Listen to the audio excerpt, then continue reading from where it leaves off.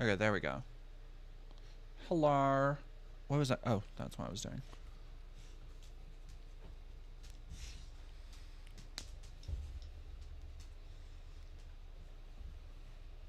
Hello, hello everybody.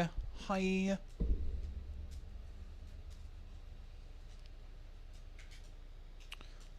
Hi, Laura is Lagata. I'll be right back. Actually, I need to give Lady a treat because she's going crazy. She's going crazy. I'll be right back. Oh, hello, hello everybody. Hello, hello. Rip Hulk Hogan. More like rest in piss, Hulk Hogan. I'll be right back. Ah! Hey, attacking violence. Hey, hey, hey, hey, hey, stay down. This is a new dress, you goofus. Come on.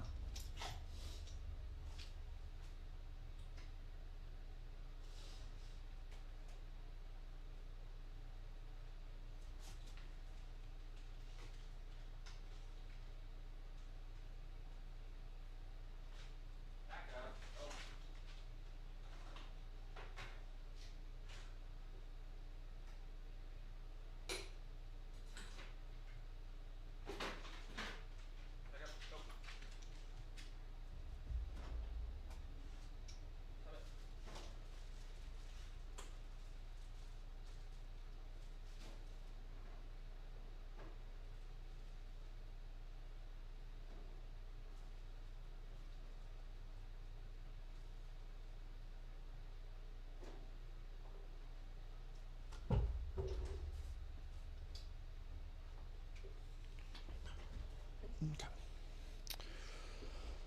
Oh boy.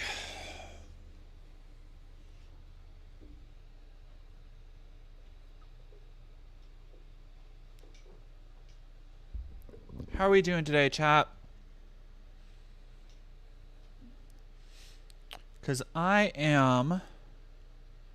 Alright, I'll be right back because I also have to...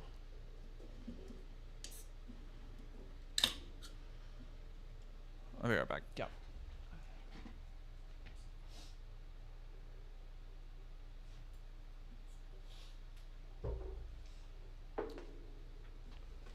Sorry, I am also... just so happened to be taking care of a high little kitten. If y'all saw my Twitter or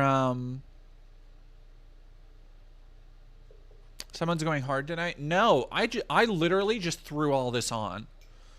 Like literally, I was just like, oh, I have to do a makeup look, and because tonight I am going, so I'm doing this, and then right after the stream, I have a social engagement because I am the busiest person in the world and I hate it.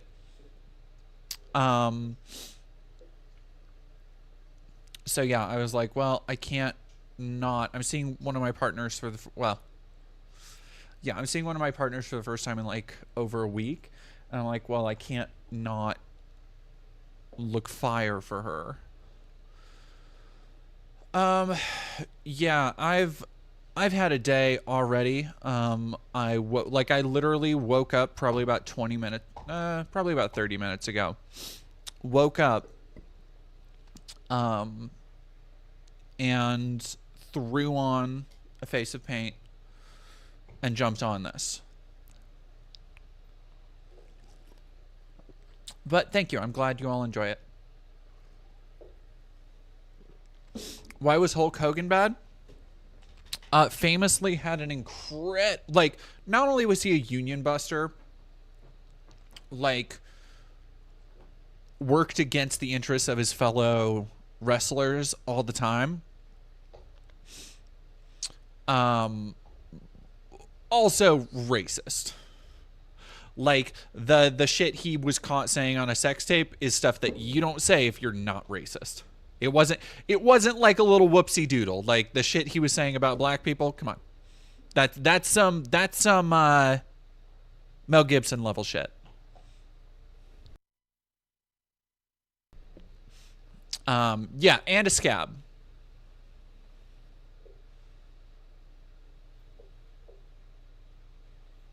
Ooh, Vaughn 400. Somebody said Pinky. I'll be right back. That reminds me. I have something. I have a new thing to put in the background.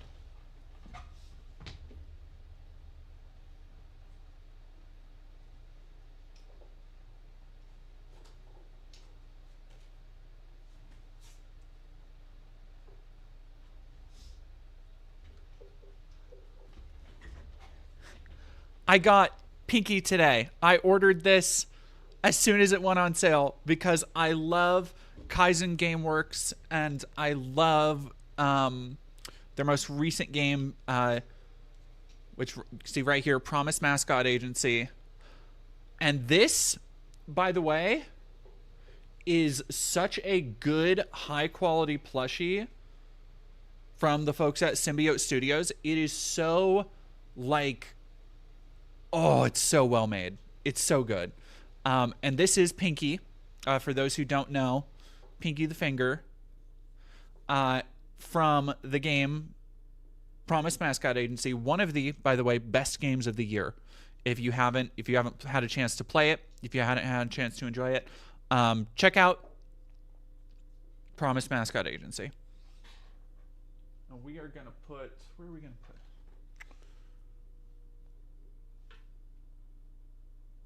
I think, okay, here's what we're gonna do. I'm gonna move Jill for a little bit.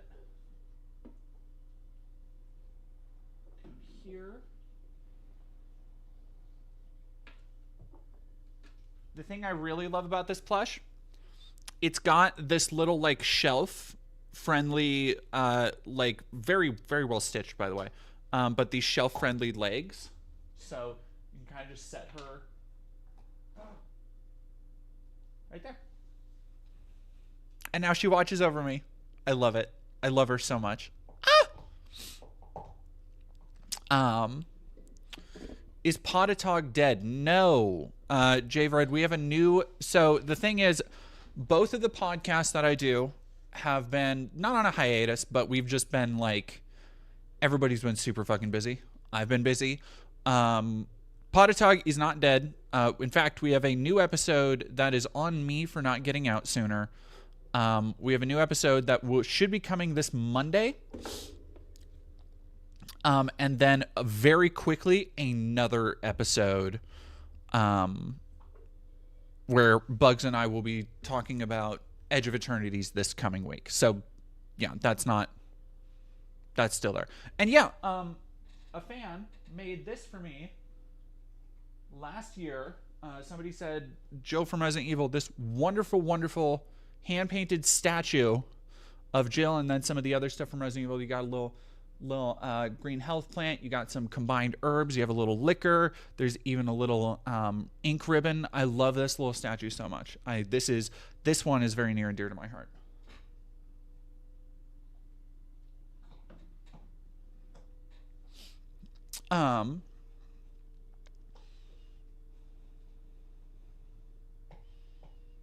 Oh, Has Been Season 2 is already coming out? Holy shit.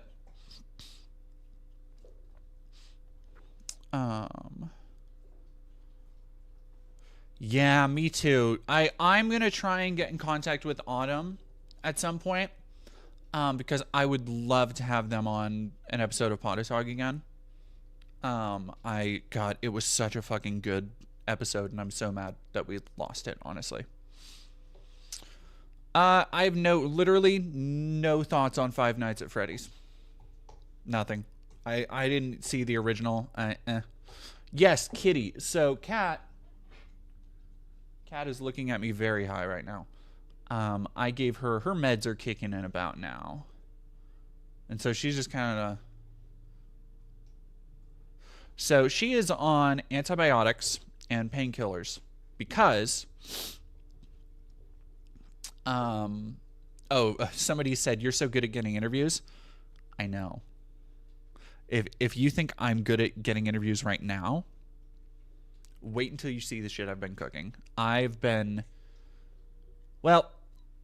I don't know how exciting it's going to be because I've been working on multiple projects, and two of them, the more investigative pieces, the ones that are probably going to become more of like my documentary work, are I'm not going to sugarcoat it. There's some of the roughest shit I've ever done. Like, by a decent margin.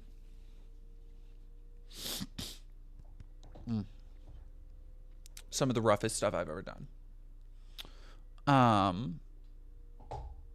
But I don't even know when they're going to come out because they are so long gestating. And one of them, like the one I've been working on the last couple days, like I've had a partner here who's been staying with me, and she was sitting on the couch listening to me do my side of the interviews, and was like, just after one of the interviews, just came over and hugged me because like she didn't get to hear the whole interview, but just the shit I was asking, she was just like, that has to be fucking rough. And I've already, on that piece, I've already broken my record for like the most people I've interviewed for a piece. And so it's at like, I think it's going to be at 10 or 11 people already. And I'm in no way finished. That's going to be. So, hey, if you want to support good independent journalism, drop some money at the links down below. Also drop some money.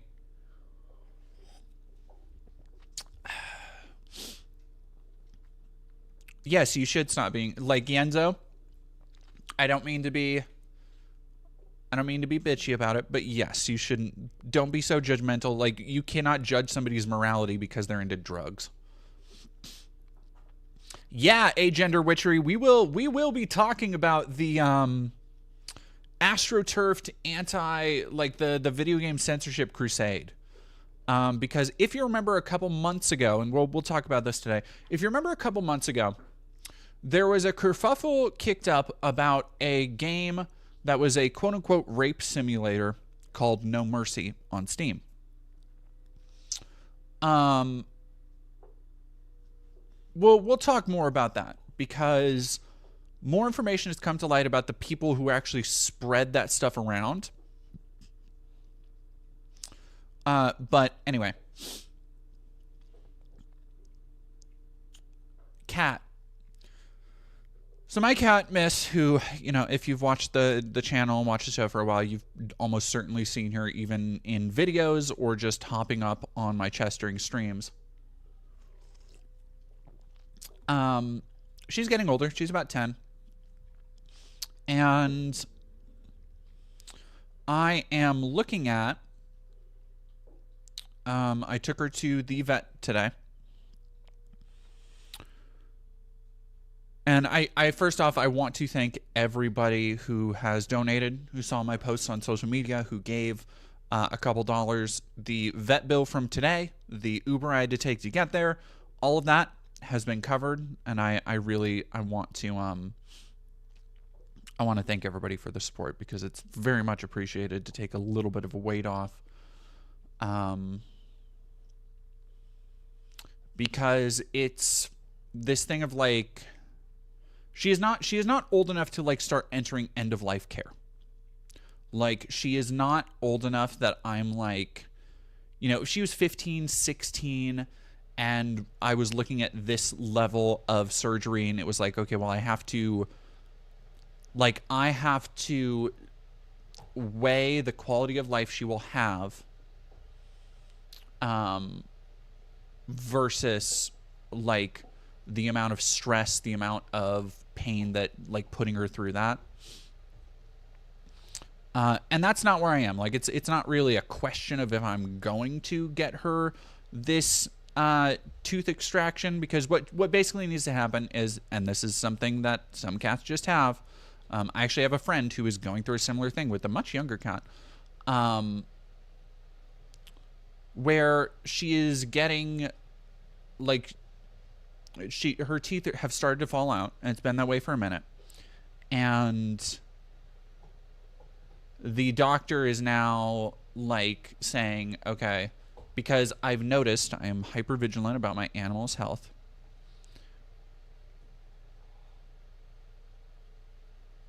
She was just really slow this week and didn't move around too much.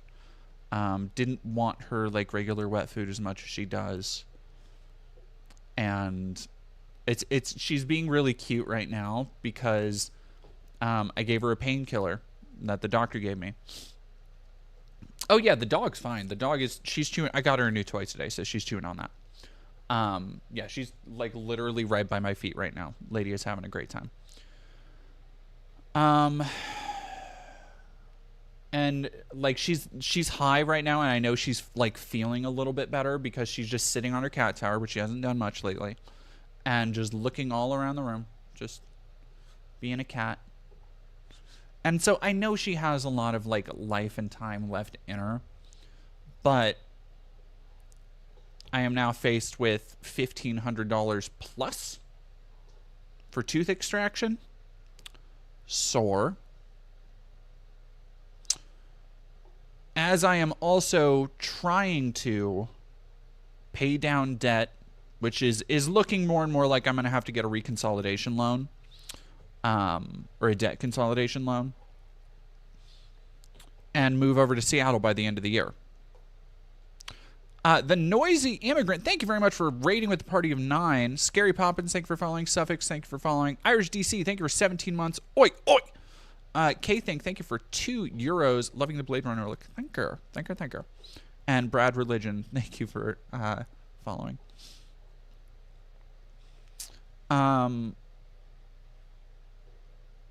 Yeah, it's... So, that's fun. That's a real kick in the pants. Angry Goose, it's to extract all of her teeth because they don't know if the teeth are infected or if there's an abscess. Like, it is better to just get them all out. Which I went through some of this last year, where I was like, okay, well, if it's not like medically necessary, I don't have the money to handle that at the time. And they were like, okay, well, just keep an eye on it. Come back when you think she's in pain, like if anything bad happens. And we have now reached that point. But what I was told last year from the vet and the dental clinic technician was that, like, no, actually, a fair amount of cats do get all of their teeth extracted, and then, like, they're able to eat easier, like, because it's not so sensitive. Maybe you have to wet down their food a little bit, but, like, for the most part, they're able to just go about living their normal lives. And I'm like, oh, okay, sure. So that's kind of what we're looking at with Miss right now. And she is like even this little bit of am I going to react to the South Park? Yeah, I will. Well, so I've already seen it, so I'm not going to like do a reaction to it because that's not really. There's a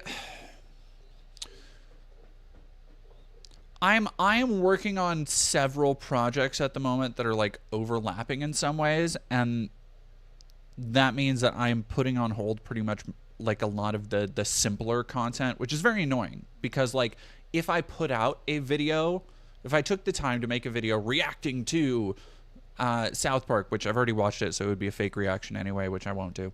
But like, I know that would get at least some views, which I do. Violet Christoph, I will say that wet food can contribute to tooth issues. Unfortunately,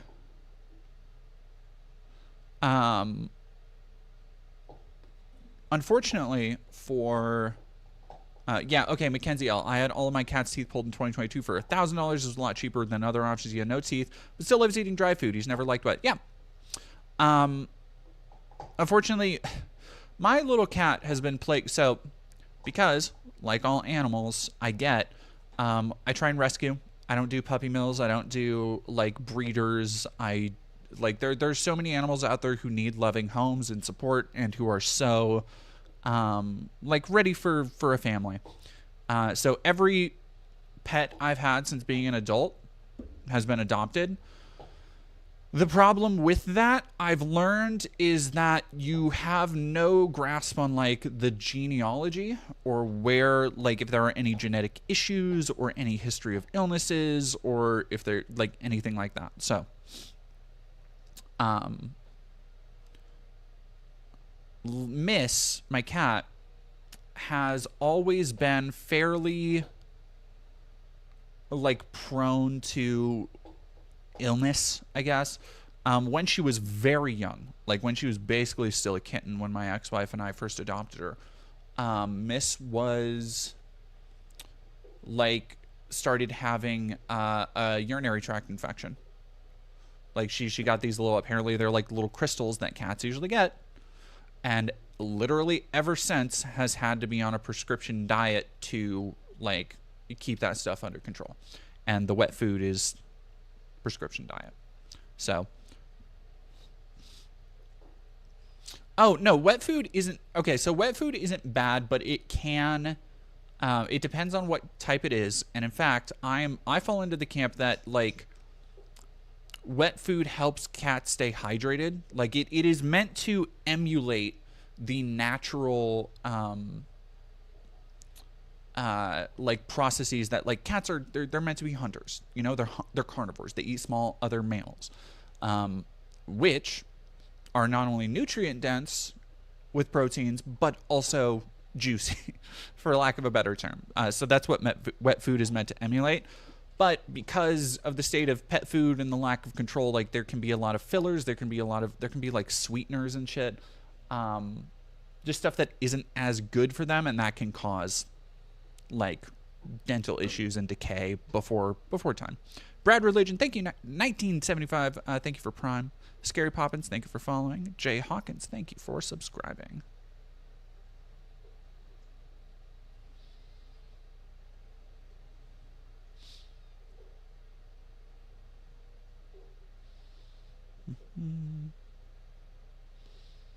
Yeah, cats hate drinking water generally. A lot of their health problems stem from that. And she's done okay. Like I said, so for those who don't know the Dead Domain lore, a couple years ago, I had a cat, my first cat that I actually adopted in high school, named Dante. Well, sweeteners might not be the right word. Fillers is probably the better word for what's in cat food. My cat Dante, who I adopted as a feral cat when I was in high school, like literally a feral kitten, like palm of your hand, little itty bitty black squeaky baby, just beep beep. I loved that little baby boy so much, and I brought him, lived with me as an adult. Used to live in my mom's house for a while. And Dante had like died very suddenly one day.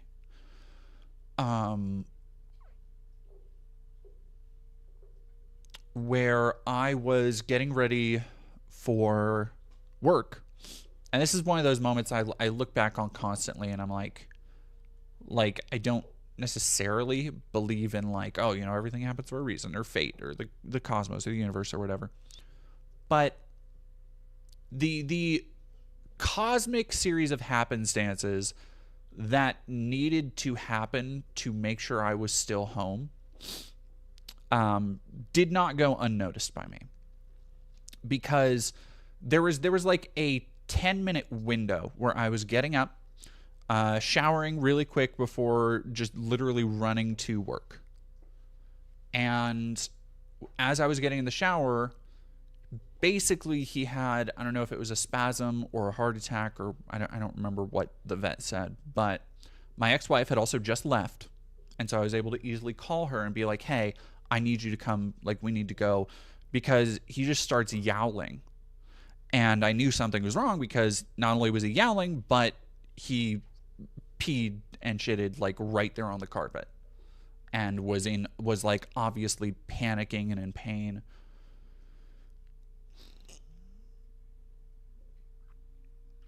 And yeah, so like an hour later, we had taken him to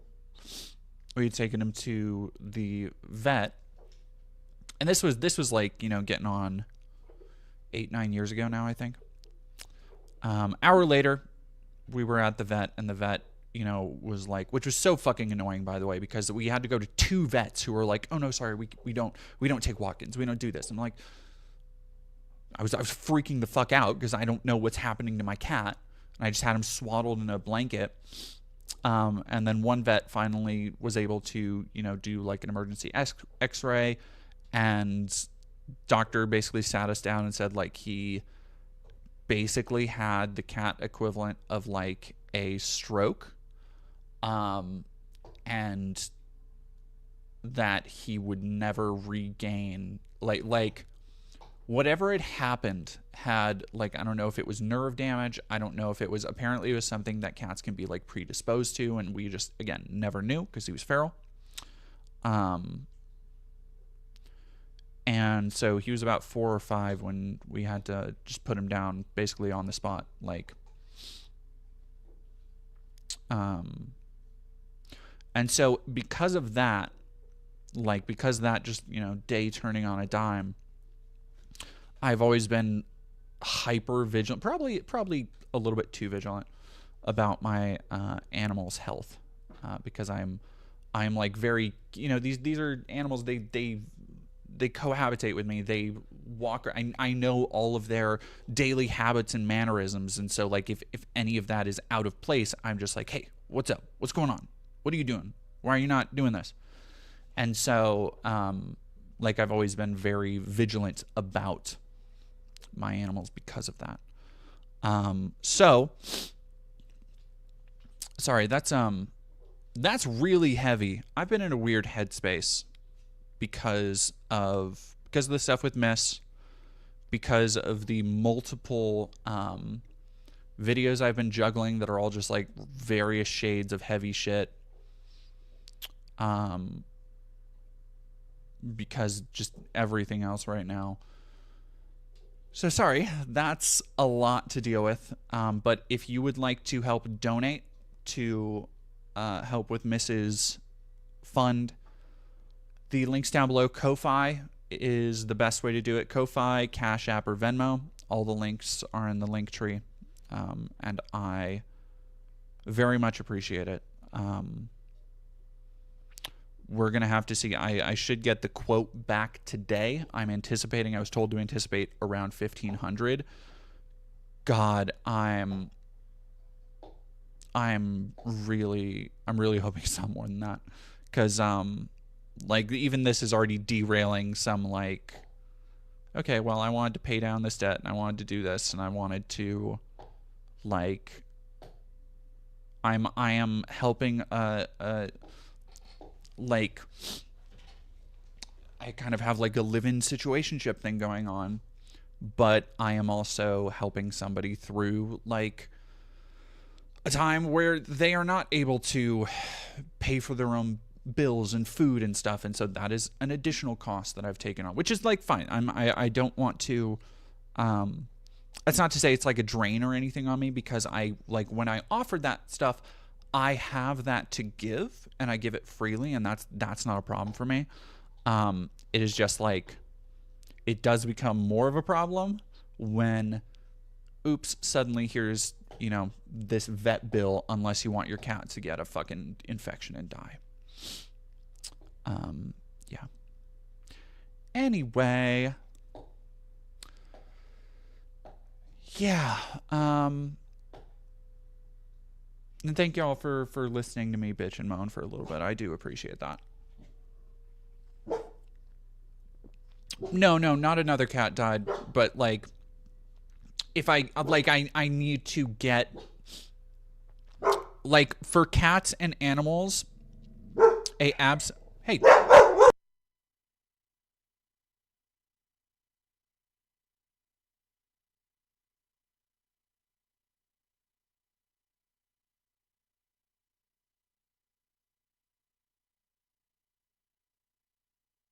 Sorry, lady is unhappy with somebody outside the door. For cats and other animals, abscess tooths and tooth infections can be very quickly deadly. Like it's not. I can't afford to play around with it. Like I can't be cavalier about it. Yeah, it's immensely fucking frustrating. Because then viewed in the totality of like capital and all the money that everybody has all the time, it's like literally 10 grand would be a life-changing sum for me right now. And there are people who are making that like in seconds by doing nothing. Like investing in stocks, just dipping my toes lightly into the stock market, I was talking about this a couple weeks ago, has revealed to me that like, oh, this shit is just all fake. Like nothing has black pilled me the way that like making just a little bit of money on stocks has. Because it's just like, oh, if I put $100 here, the stock goes up, I've made $10, $20, $30 for doing nothing. Okay, so if I had, which I don't, but if I had, if there was a stock that crashed, went down to 22 cents, this happened recently, and if I had $10,000 to just, right there, within a week, stock was back up to $1. I would have made thousands. I would have made more from just moving some money around on a whim than I do working hard every day. And it's like, it's maddening. Like when you really think about it, it is deeply fucking maddening. Anyway. Great system we've made. So, with that out of the way, I want to talk about everything going on with South Park.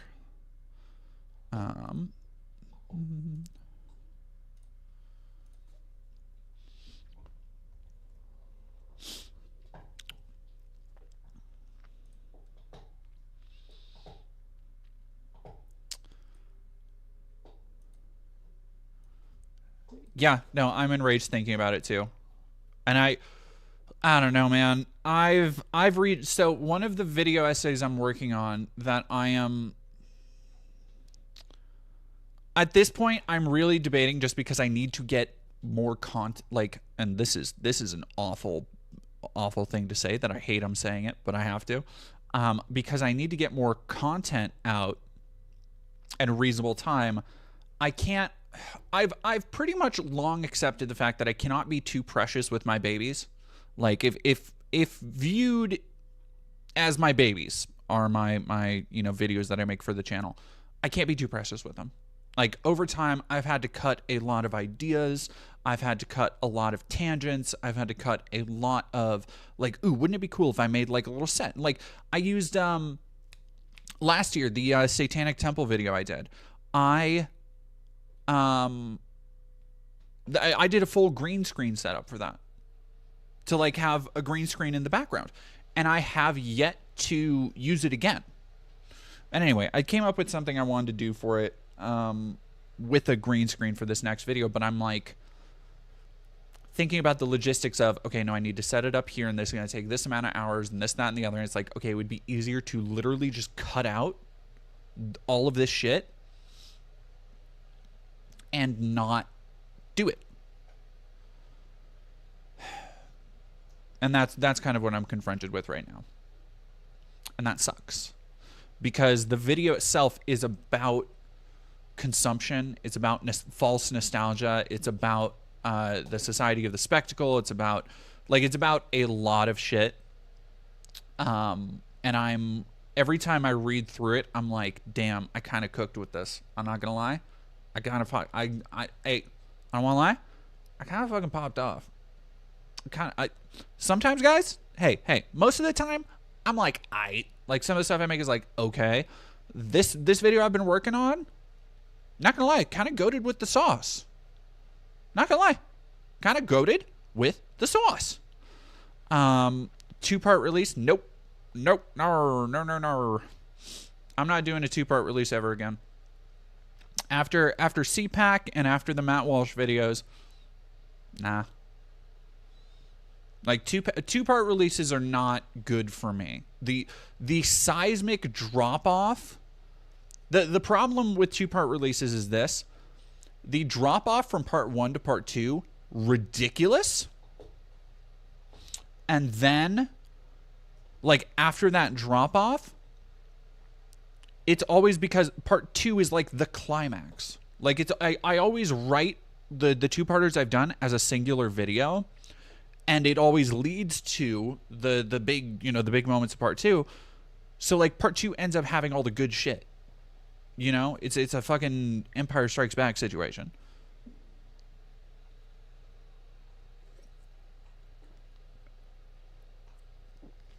And I think this next video is like, it's going to branch into some territory that is usually more reserved or held by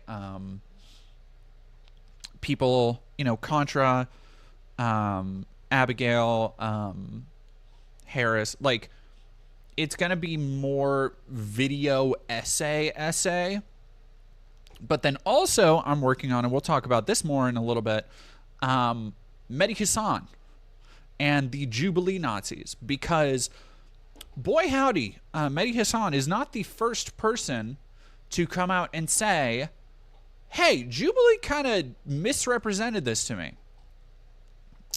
Jordan Peterson, if you remember a couple months ago, there was one thing that just stuck in my craw during the Jordan Peterson interview, where he was like, he got really confused when somebody was like, well, isn't this debate like 1 atheist versus 20 Christians or something? And Jordan Peterson's like, I don't know, bucko. And it really does seem like they are lying and misrepresenting themselves to their own guests to create environments of maximum controversy to generate more content. And Sam Cedar too. My Jubilee video, I wrote like 3,000 words on that today. Again, kind of goated. I'm hoping to have both of those filmed and working on them by next week.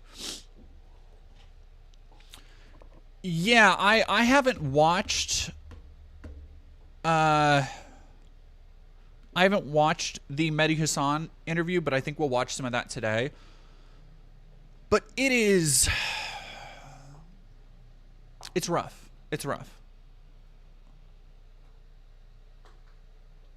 Yeah, and Patrick, I think that's why I didn't think anything of it at the time, is that Jordan Peterson himself is like he brings the clown show with him, But no, Jubilee is like a fucking, like, a terrible company. Jubilee is doing to like political debate bro content what Mr. Beast did to just normal YouTube videos. Like, that's straight up what they are. They have and like, it is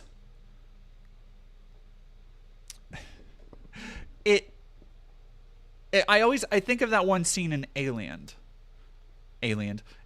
where Ripley's like, it almost sounds like you fucking admire the thing, and Ash just goes, I admire its purity. Because it is like this, like, at some point, yeah, it's a scumfuck of a company that is clearly being disingenuously run by somebody who really only has an interest in expanding a media empire. But I'll be damned if they have not been so clever and cunning and ruthless. Like, I have to, there's a part of me that has to admire the purity of it. Like, I have to admire just the sheer gall, the lack of morality that it takes to, like now we're at a point where they are uncritically, for the most part, platforming white nationalists. Open racist people who on their private, not private, public facing Twitter accounts advocate like basic racialized violence. And they are presenting these people as just like, oh, they're just right-wingers. They're just far-right. Blah, blah, blah.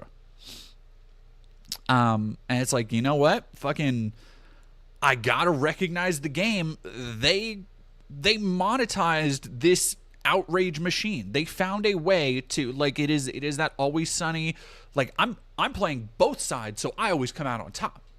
Like, they found a way to game the machine that had been gestating for, you know, a decade plus before 2016, before Gamergate really kicked off, where it was all in these kind of reactionary, left-leaning, progressive spaces, the debate bro, the debate lord content sphere that came out of, like, atheistic and Reddit content and all that shit. And it found a way to transition that, which a lot of people had gotten tired of, into something that could be easily marketed, easily clipped, easily shared. Like, it's vicious in its efficiency. It truly is. Yeah, and there is something about me that begrudgingly has to fucking give it up. Like, it is incredibly cynical. And I don't mean that in an admiration.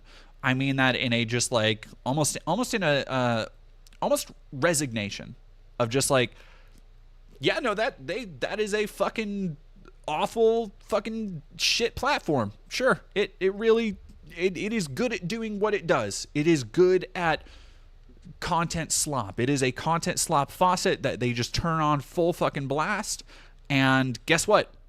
People love it. People fucking, they can't, all the little piggies that can't get enough of the content. I want all the content slop. People love it.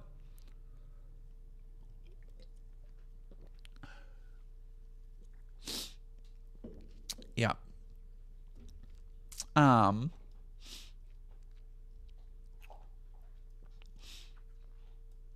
They absolutely only lean right. I mean,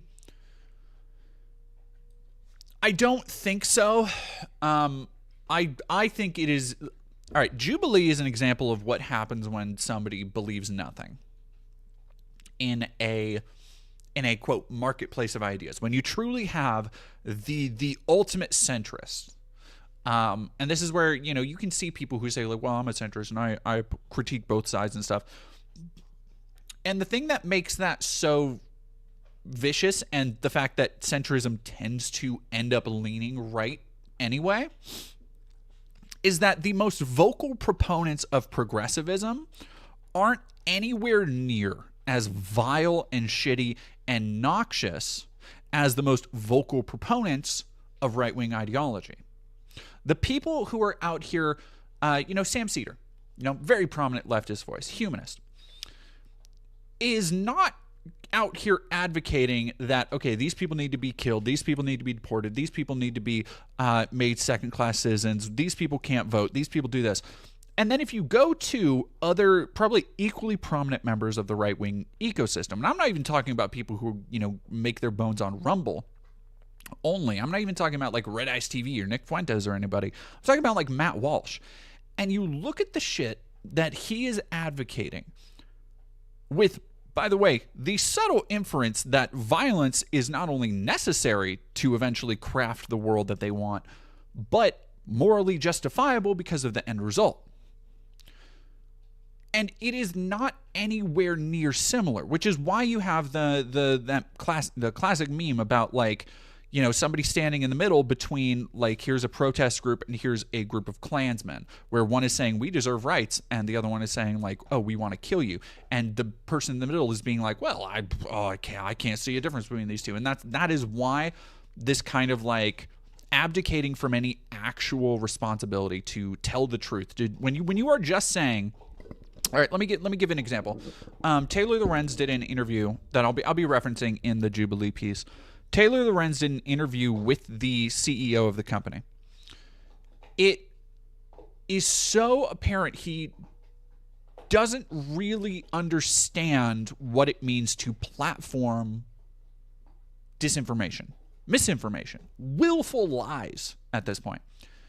Because he will talk about how, like, and it's all in this fucking, it cringes me the fuck out. It's this it's what I call like Mr. Beast speak, where it is just this like socially corporate palatable broad bullshit. It is this SEO friendly goop that is all just about like, well, we really just want to we just really want to spark a conversation, and we think that you know, things are too polarized, and we want to see if people can find a middle ground. And that's the shit that he just wriggles back into, because Taylor did a really good job at actually pushing him on a lot of stuff. One of the questions Taylor asked was, okay, how do you go about, like, in one of these debates, let's just say, for the sake of argument, you have one of these debates where you want to find a middle ground, but your videos are titled like, okay, flat earthers versus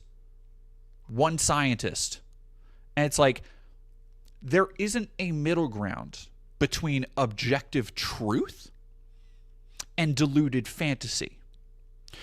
And this is again where the centrism kind of breaks down to giving room to platforming right-wing views, is as these right-wing views continue to get more and more extreme and detached from reality, as they continue to get more and more conspiratorial, and are just fed by these ecosystems like Twitter and everywhere else on the internet, you have more and more people who like seriously believe things like, you know, satanic cabals and things are demonic and demons are real and all this other shit.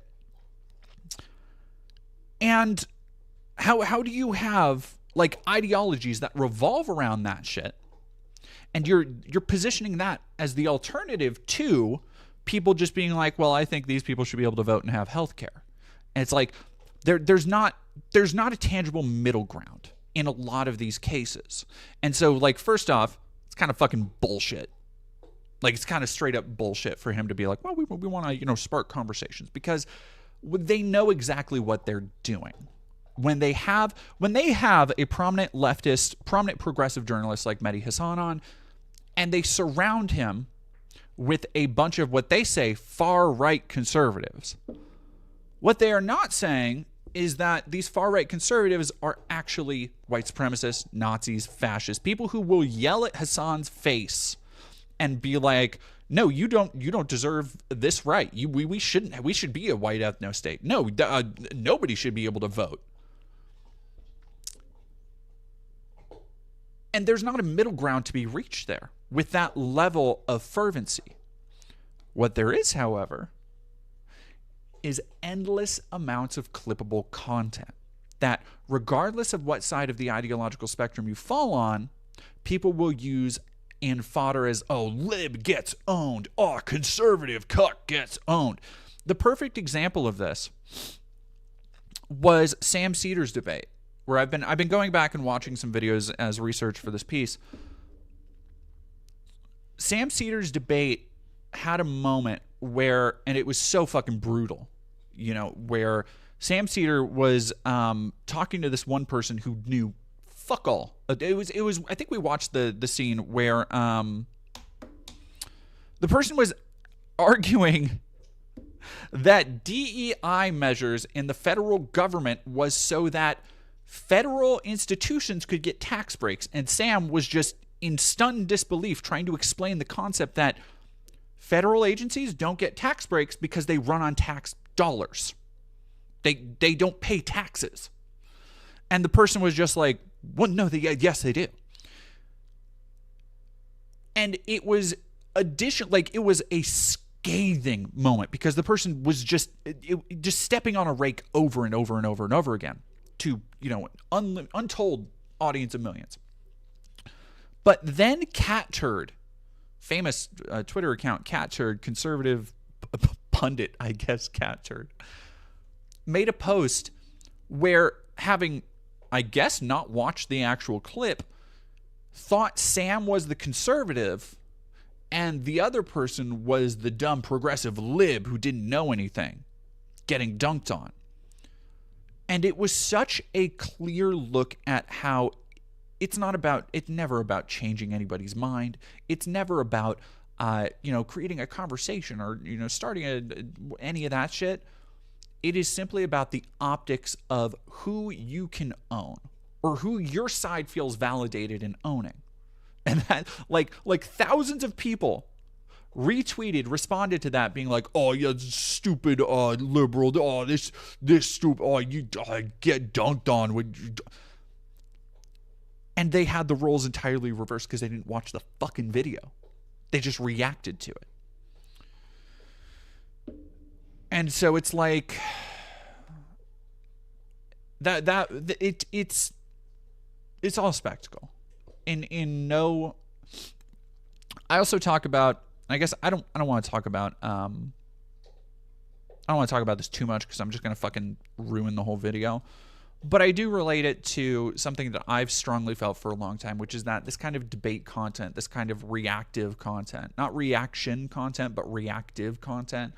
And it goes hand in hand with shit like the Fresh and Fit podcast or you know, the shitty gym bro podcast where they'll bring on like OnlyFans models and porn models and then just like denigrate them and make fun of them and make them leave the studio and then be like, "Oh, what a fucking dumb bitch."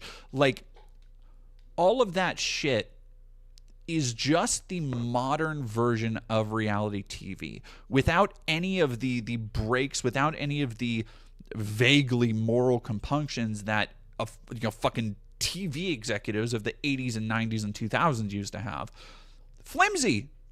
Though those morals may have been, there were still like acceptable standards and practices. There were still guardrails to be like, okay, well, you can't show this, you can't do this, like the network won't like this. And now, when you've completely decentralized that aspect of spectacle and given it an opportunity to be wielded by anybody who is willing to be loud enough, or in many cases embarrassing enough, this kind of current slop economy is what we have. Like, it's why you have shit like Kiwi Farms, just to keep tabs on random embarrassing like lolcows and people, and why the word lolcow doesn't even really mean anything anymore, because like it used to be reserved for like a specific subset of people. Sorry, I'm gonna sneeze here in a second. Okay.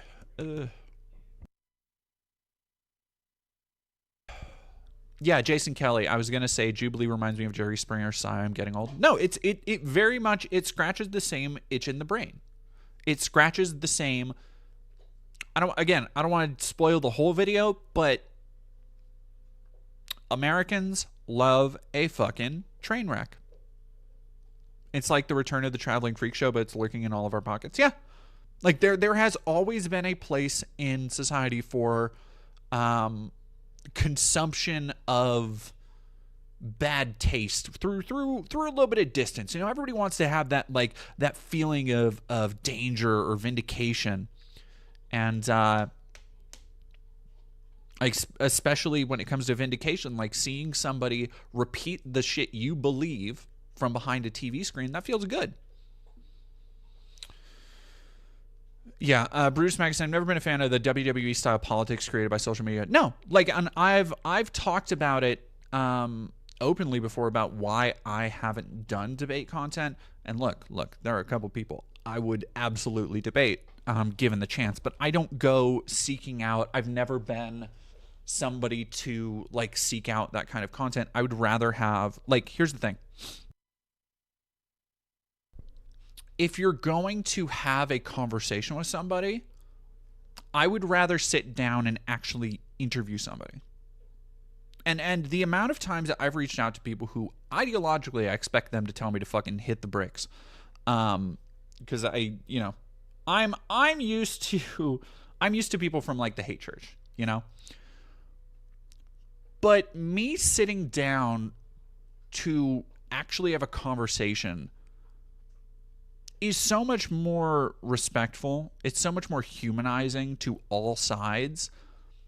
And it opens up so many more ideas and actual avenues for proper exchange of ideas than simply sitting down with your mind made up, your preconceived little tablet of factoids that you've memorized. And it doesn't really help anybody except helping to spread noxious views like Jubilee is doing. Like, The only people who get their minds changed by debate content are people who have fallen down pipelines. People who are either undecided or have been led to decisions by, the eternal pipeline that we see of somebody, just a 16, 17-year-old just starts wants to know proper lifting technique, right? Is just trying to get like a summer bod on, wants to impress a girl at high school, and goes from, okay, here's a gym bro video to here's a gym bro podcast to, oh, look at these guys on this, what's this Fresh and Fit about? And then you watch a couple episodes of that, and soon he's watching it every week. And then soon they have Nick Fuentes on, and he's hearing about, like, whoa, what's going on with these little hat guys? And then this 16, 17-year-old who knows fuck all about shit is now saying, well, yes, I am a white nationalist, and I do believe in the 14-word. Like, and that's how these pipelines happen. It is all this algorithmic slop that is continually fed to people. Yeah, it's... And Jubilee Jubilee has found a way to perfectly capture that cultural moment in a monetization factory. Like it's almost beautiful if it weren't so evil. Yeah. Holy crap, I got some... Sorry, I've been ranting for a while. Excuse me. Twihard Life, thank you for following. Spooky Pepper 6900, thank you for 5 months in a row. Psycho Salad 665, thank you for $2. Speaking of debate bros, what's your opinion on Vosh? Is my opinion on Vosh, basically. Superman, thank you for... Oh, wow. I'm such a big fan of your movie. Oh, my goodness. Thank you for $5. Screw mergers. They're just corporate coups dressed up as progress. Example, Microsoft merger with Activision Blizzard. Absolutely. Silly Demon Froge, thank you for $1.99. Hydrate your eminence. Moth, thank you for $5. I don't think this level of vapidness was even possible before society has shed every value and replaced it with a tube for the master slurry. Moth, you are gonna fucking love the video I'm doing on the spectacle. Psycho Salad, thank you again for another $4.99.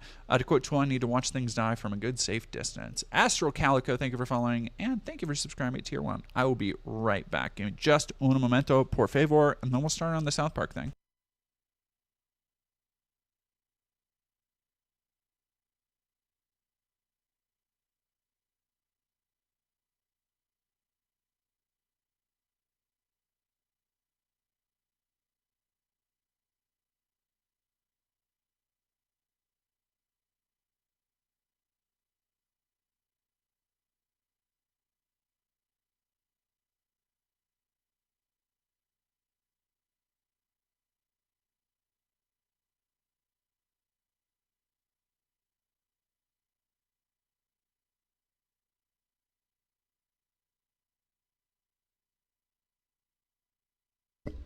Yeah,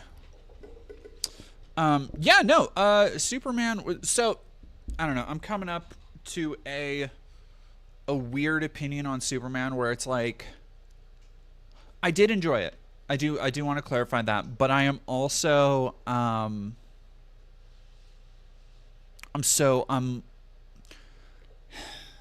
think a lot of people were looking to Superman to be like a refresher for superhero movies, but for me, I think it really confirmed that I'm just fucking done with it. Like not that I'm never gonna see another one, because I'm an American. I'm gonna see Fantastic Four. Fuck yeah, I'm gonna see Fantastic Four. Who gives a shit? But like, I am so tired of, especially like great filmmaking talent. Like Matt Reeves will have worked on Batman for close to a decade by the time part 2 is out. Matt Reeves will have spent the last, 15, 20 years on franchise stuff. And it's just like,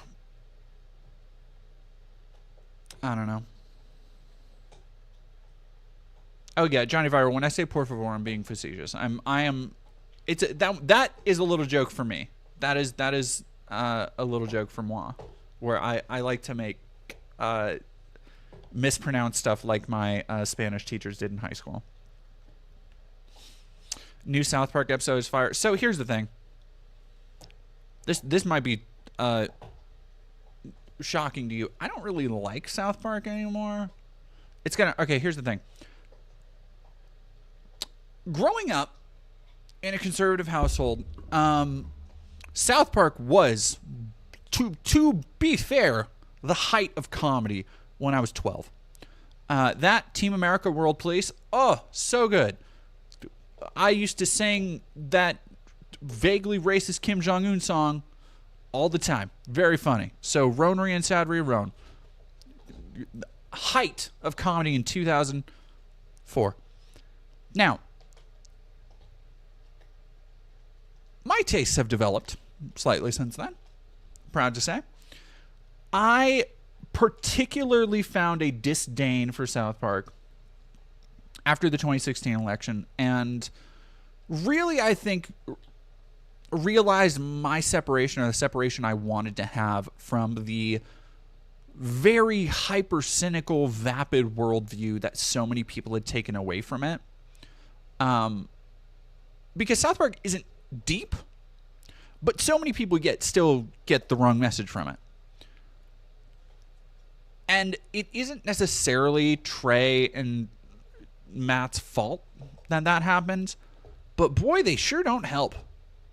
They sure don't help.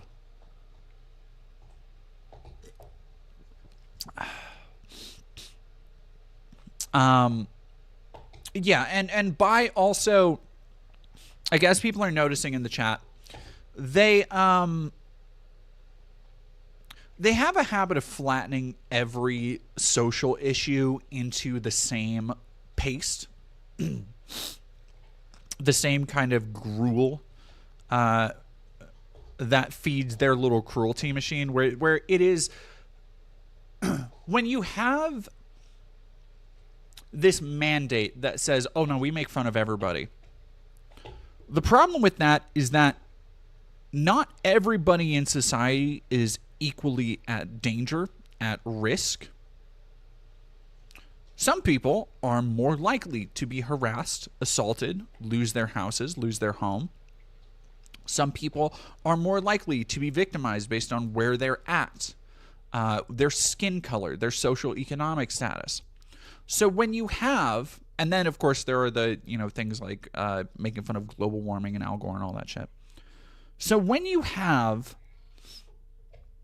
these, even if they are meant to be satirical, people like Cartman,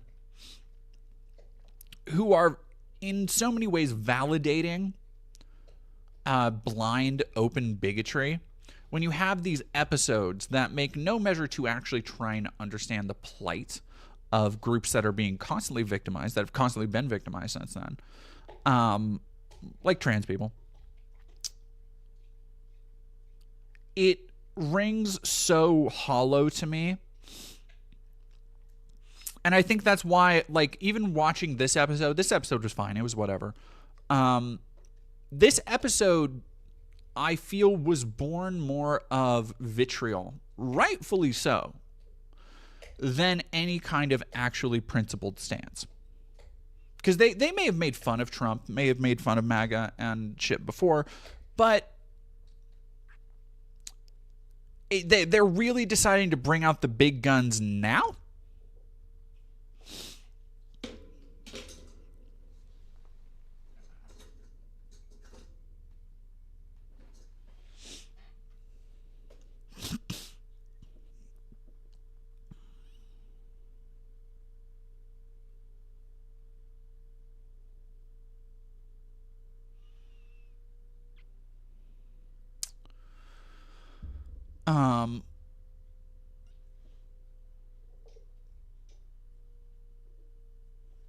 Yeah, I think like, okay, so on one hand, yeah, there's that thought process I have running concurrently. And the other thought process I have on it is that this might be, and the fact that the White House has acknowledged it, well, we'll talk about that in a moment, or at least they've definitely heard about it, might make this one of the most impactful anti-Trump statements since, like, maybe Kathy Griffin. to me personally. I think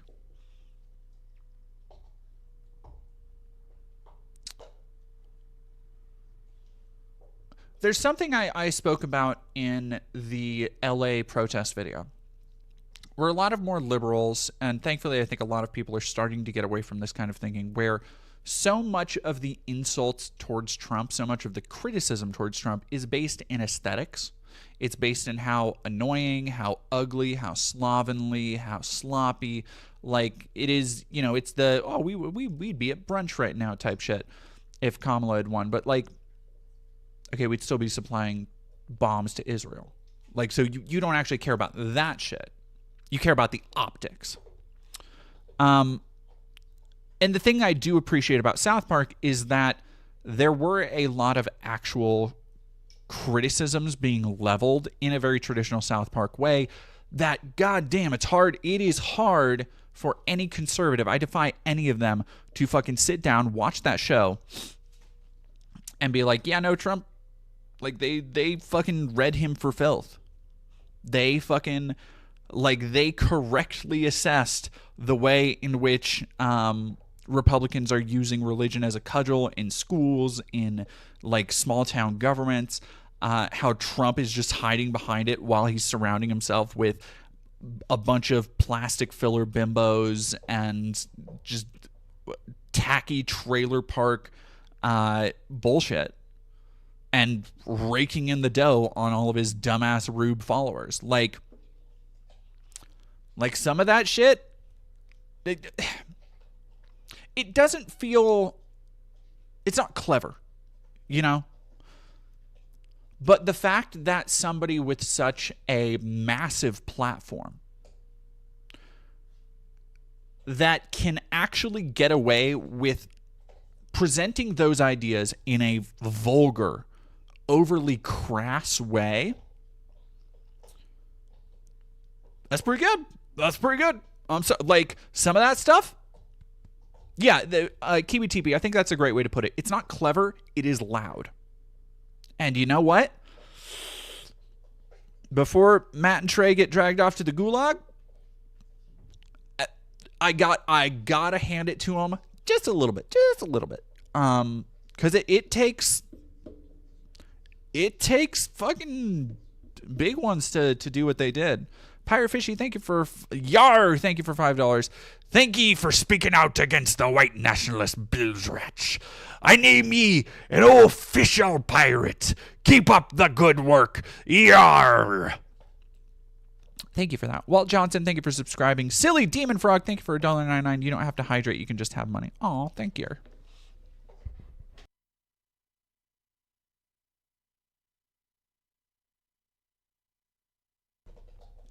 So, okay, so I want to talk about really quick why this all happened. Trump claims new CBS owner will gift him $20 million worth of airtime after a $16 million settlement. President says he's been promised ads and programming days after network cancels Stephen Colbert's show. So this is one of the most blatant and mainstream, like, a lot of the shit that Trump does, a lot of the legal ease bullshit kind of goes by the wayside because a lot of people don't actually care. You know, go back to my Satanic Temple video if you want a good rundown of how a lot of, like, when shit gets announced as like a lawsuit, we don't see the end of it a lot of times because it gets boring very quickly for most people. And as we've spent so much time talking about, people like a train crash. They like the spectacle. Nobody gives a fuck about the cleanup. Nobody gives a shit about the cleanup.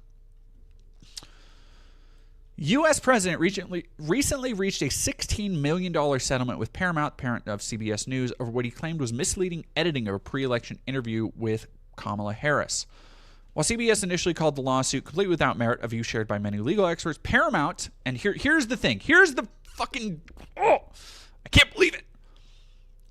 Paramount is in the middle of an $8 billion with a B dollar sale to the Hollywood studio Skydance Media, which requires the approval of federal regulators. So what we are seeing right here is a private company acquiescing to Trump so that in the hopes that Trump will, I'm sure behind the scenes, people have talked about this, give them approval for a massive multi-conglomerate media merger. Because, God, we need so many fucking more of those things. I love this for me. I love this for me so much. You could say that information is paramount. Ha!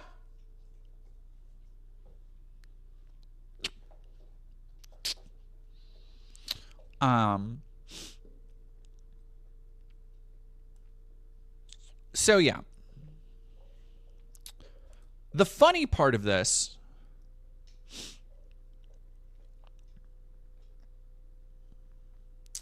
is apparently, according to Rolling Stone,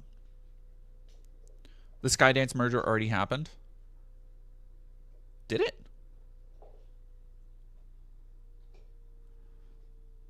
Kathleen Lamb, thank you. My hair kind of just came together.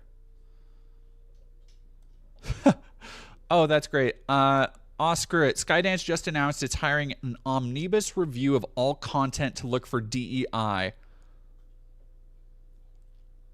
That's so awesome. That's so awesome. That's so fucking cool, dude. Oh, I love it. It's so... What an awesome society. So here is the slight silver lining. In the immortal words of Ronnie James Dio, silver linings may disappear, but they always shine. We have this to hold on to for the moment, and we'll always have this little thing. Trump White House rages over South Park episode, calls show fourth rate. The president cowed Paramount execs, but the company's talent is rebelling. Now the administration is melting down.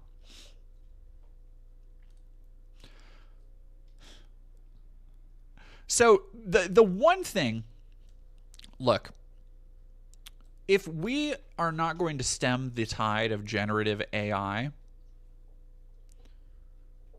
using it to insult people like Trump and, well, Elon Musk does enough insulting on his own, of himself. First, have y'all seen the fucking embarrassing grok shit he's been posting of him like in a Tesla AI diner and his only friends are like this fucking AI hentai girl and like super, embarrassing. God, Elon, fucking repaint your ceiling now. Anyway, in Minecraft. The left's hypocrisy truly, quote, the left's hypocrisy truly has no end. For years, they have come after South Park for what they labeled as offensive content, but suddenly they are praising the show. Trump White House spokesperson Taylor Rogers told Stone in a statement this morning, quote, just like the creators of South Park, the left has no authentic or original content, which is why they're popular. Great.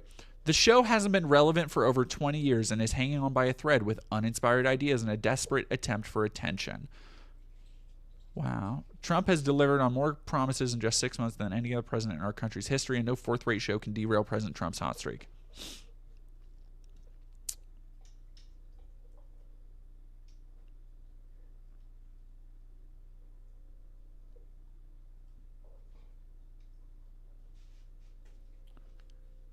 Okay, what's going on here? What's going on here?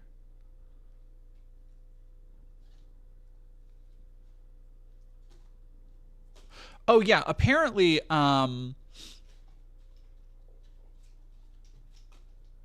Colbert is going to go hands off. I believe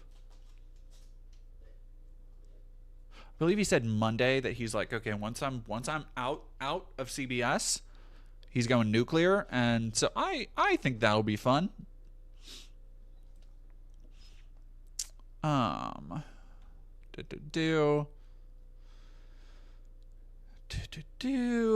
This part is actually kind of the cherry on top for me. The episode came just hours after it was reported that Paramount had agreed to buy the global streaming rights for South Park in a 5-year deal worth $1.5 billion. The twice impeached, repeatedly indicted president has for decades harbored intense, mean-spirited pop culture fixations, blah, blah, blah. Prior to the White House's statement, Rolling Stone had asked several Trump advisors if clips of the latest South Park episode had been circulating among Trump's staff. One senior admin official replied, quote, "Of course," noting how much their phone had lit up about it. Like, okay. So the thing they did with generative AI is, again, it is a faint comfort. Because ultimately, pissing these dipshits off only actually tangibly accomplishes so much. But I do love, I relish like a little trick. I love a little goof. I love a little trick moment. So in using generative AI to basically deep fake Trump's face over, I watched the video, and it is a fake pro-Trump ad that shows him and his soggy, pasty ass, like eventually getting naked in a desert, and his dick is tiny, and then talks to him. I still think, by the way, they made the dick too big. But what they did was they actually filmed the ad, and then they deep faked Trump's face over a different person. And when I was watching it, I was like, how the fuck did they get it to look so much like him? And I was like, oh, deep fakes, of course, because we live in hell. But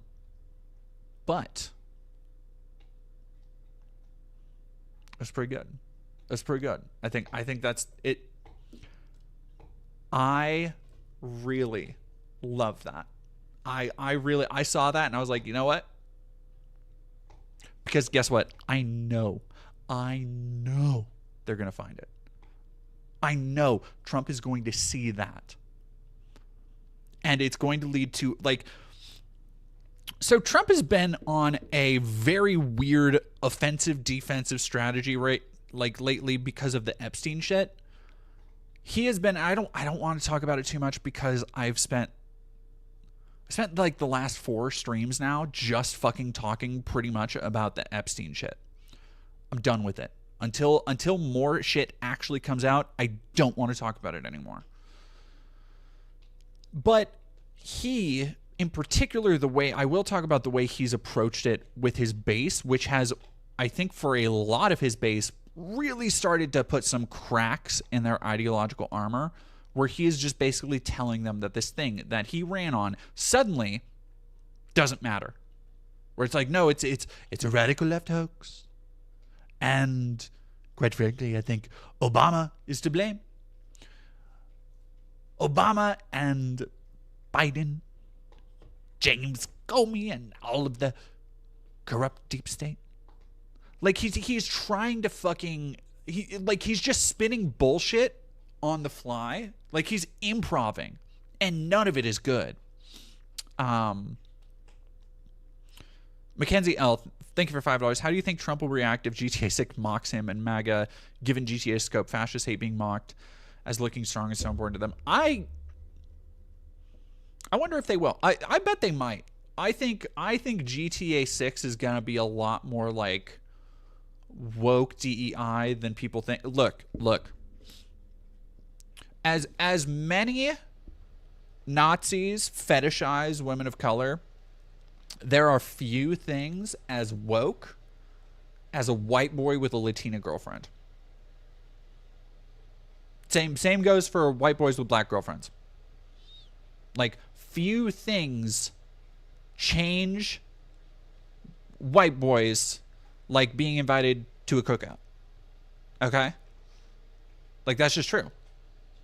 I'm speaking from experience. And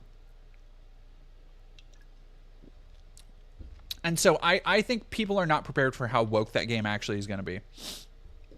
And not in a passive way. I think it is going to handle more topics in a more incisive way. Or at least I hope it does. Because I played GTA 5 years after it came out. And I was... I thought it was a great game. Its social commentary I found to be lacking. In fact, I think a lot of the stuff that GTA 5 approached as far as like the social media landscape and Facebook, it was very surface level, and I think things like Watch Dogs 2 in particular, did it far better, just a couple years later. I don't know. I'm kind of excited for GTA 6. I've been in a weird game space lately where, again, because I haven't Mackenzie L, that's fucking crazy. Okay. We'll talk about the Visa MasterCard bans on games in a second. Mackenzie L, when I was 16, my racist uncle made a comment about me being caught looking at porn on my aunt's computer of Latina women. The porn wasn't his issue, the race of the women was. First off, based. Hello? Second off, I have a very similar story. Can I say this? I can say this, yeah.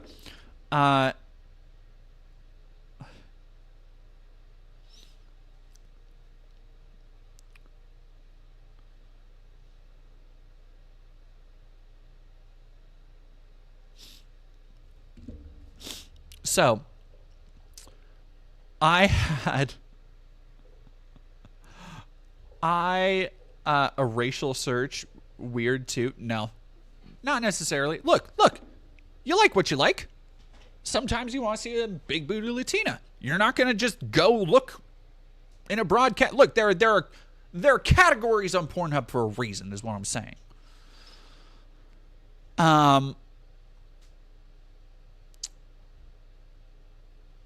Yeah, people are pretty everywhere. No, I had a when I was, God, how old would I have been? I would have been, I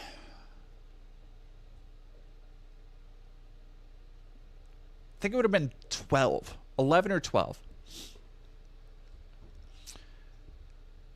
And I was staying the summer, or like a couple weeks in the summer with family, aunt and uncle removed, and I decided to go on their computer in the middle of the night because I did not have computer access at home, so I was really relishing the chance to go on a computer. And on my uncle's computer, I found a fair amount of explicit content. A fair amount.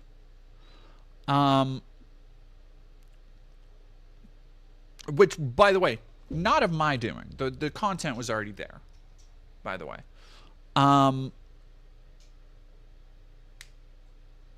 And look, I began to understand that there is a lot of people who have a variety of tastes. Heart splinters. I always filter for twinks so I can feel represented. Hey, you know what? Representation is important. Okay? That's true. No, I feel you, Brutus Magnuson. I feel you. Mackenzie, I'm guessing you're a fan of Salma Hayek too. Who is not? Hoopst among us. Okay? Okay. Hoopst among us is not. Anyway. Paramount, Skydance. I think that's pretty much the end of this story. Earlier this week, Colbert responded to a Truth Social post from Trump in which the president said he hoped he was the reason Colbert had been fired. Go fuck yourself, Colbert said. Hell yeah. Yeah, there you go. Victor Stevens, 9796. I think being black and also being in very diverse places in my life has made me realize that fine shit is everywhere. Yes, exactly. Exactly.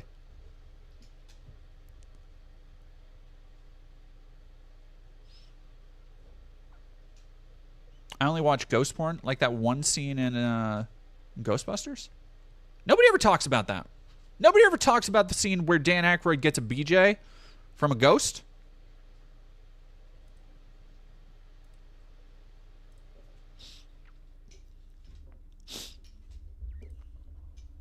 I mean, okay, so here's the thing. I do want to talk a little bit about, because I feel I need to clarify the difference between fetishization and appreciation.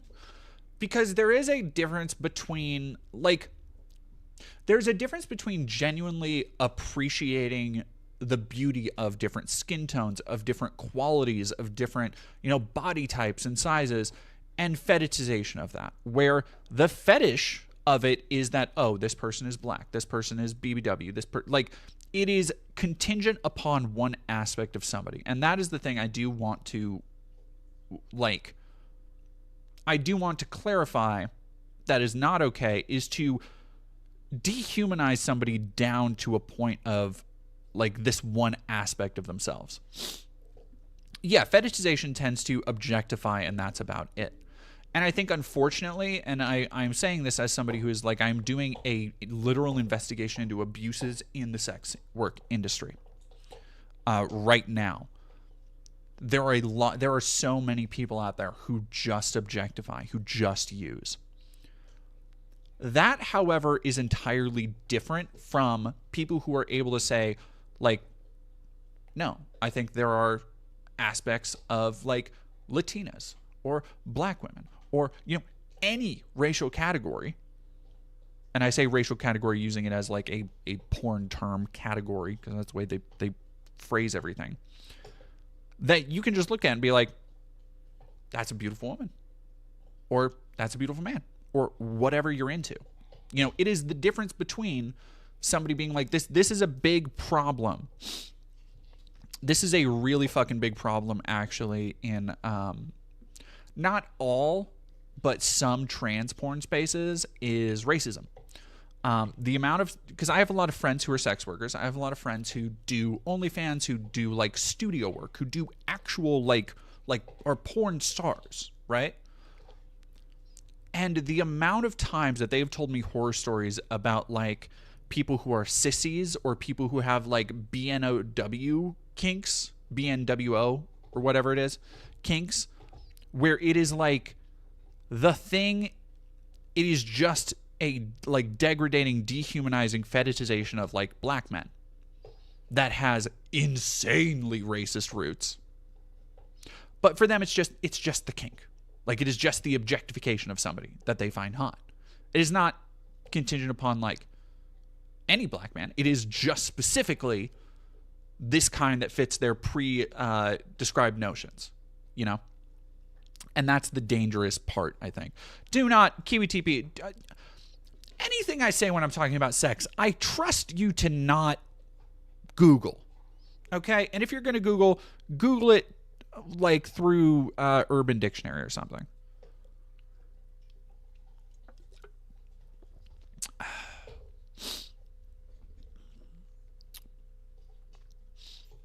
The amount of straight men who like Asian women because they think they're intrinsically more submissive.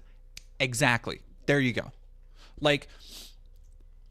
The amount of weeb dorks who want a Japanese girlfriend, not because she's a nice person, not because she's just attractive, they find her attractive, they ask her out, they get to know her, they like her personality, they form a relationship like a normal goddamn human being, but because they want a Japanese girlfriend. They want to say, oh, I have a Japanese girlfriend.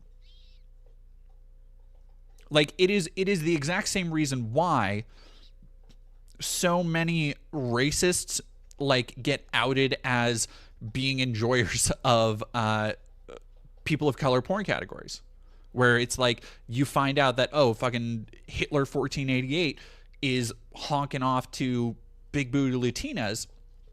It's because they have this one identity formed around the idolization of Aryanism, of inherently white aspects or something. But as a person, they are attracted to other things, but they have to objectify it to fit it into their box. And it's there's a lot of gross shit about that.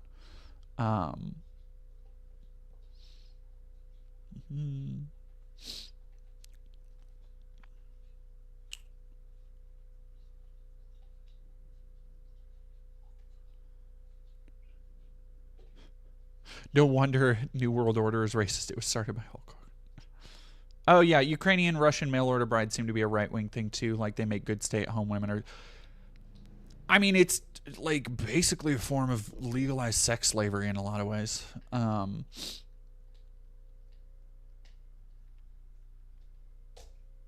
Trad wives is another thing. Yeah, being horny for all the people you're discriminating against has been huge for all of history. Yeah, that again, that is nothing fucking new. That is nothing fucking new.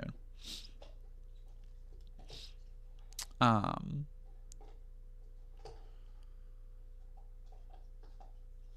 do, do, do.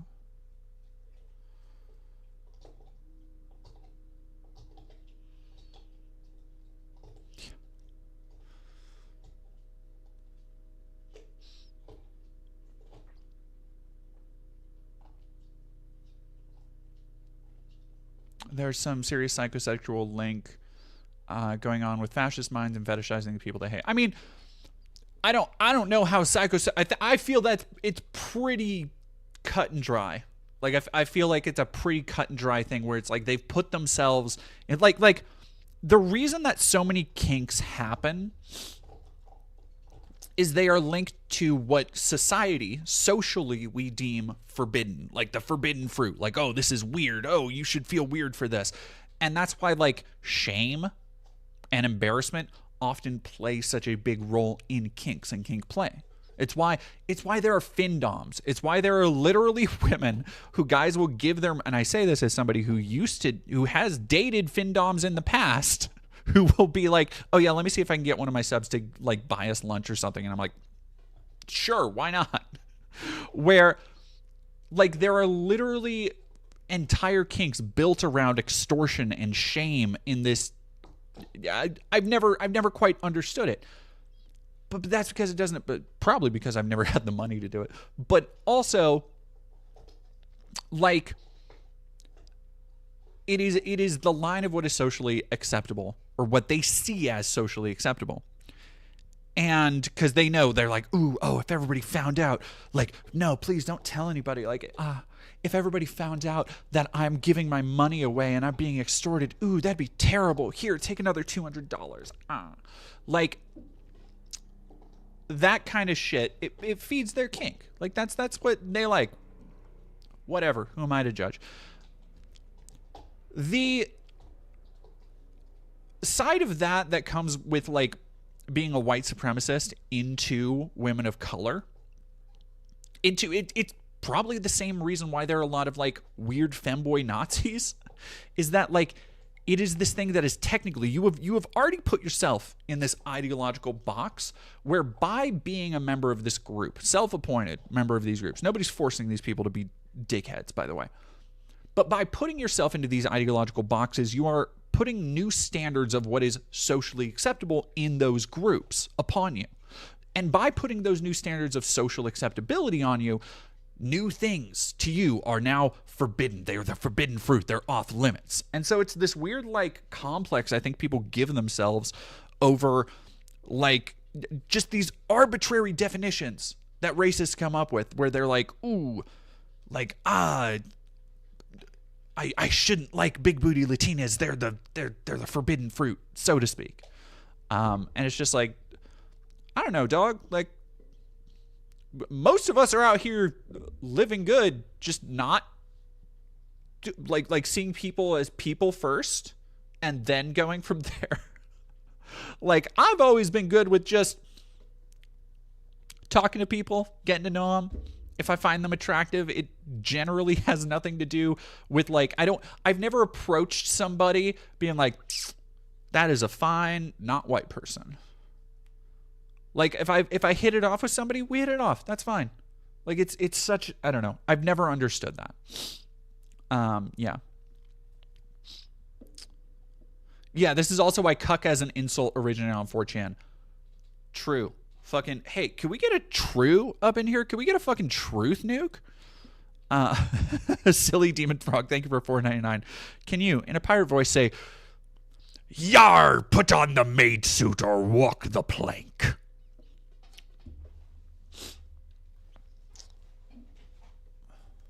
You're welcome. Thank you for that. Thank you for $4.99.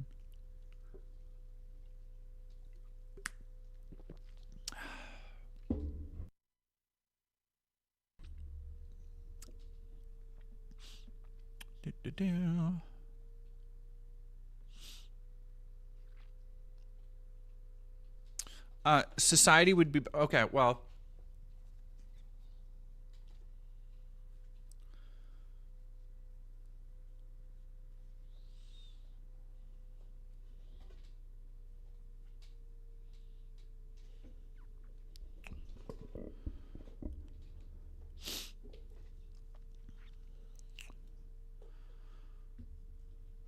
where's that Ko-Fi? The Ko-Fi link should be there. I feel enough people have donated today. Y'all get the cat ears. Y'all put on the cat ears, bucko.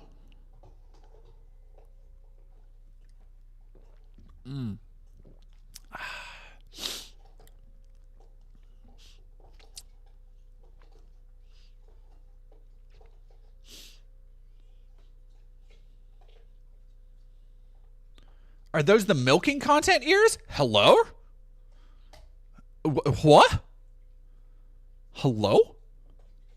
Nor? I don't have milking content. I do have this is a hot yeah, whatever. This is a hot exclusive hint at my next cosplay photo shoot for those of you who are on the OnlyFans. That I have this. That'll be a fun little cosplay hint for all of y'all. If y'all can see that.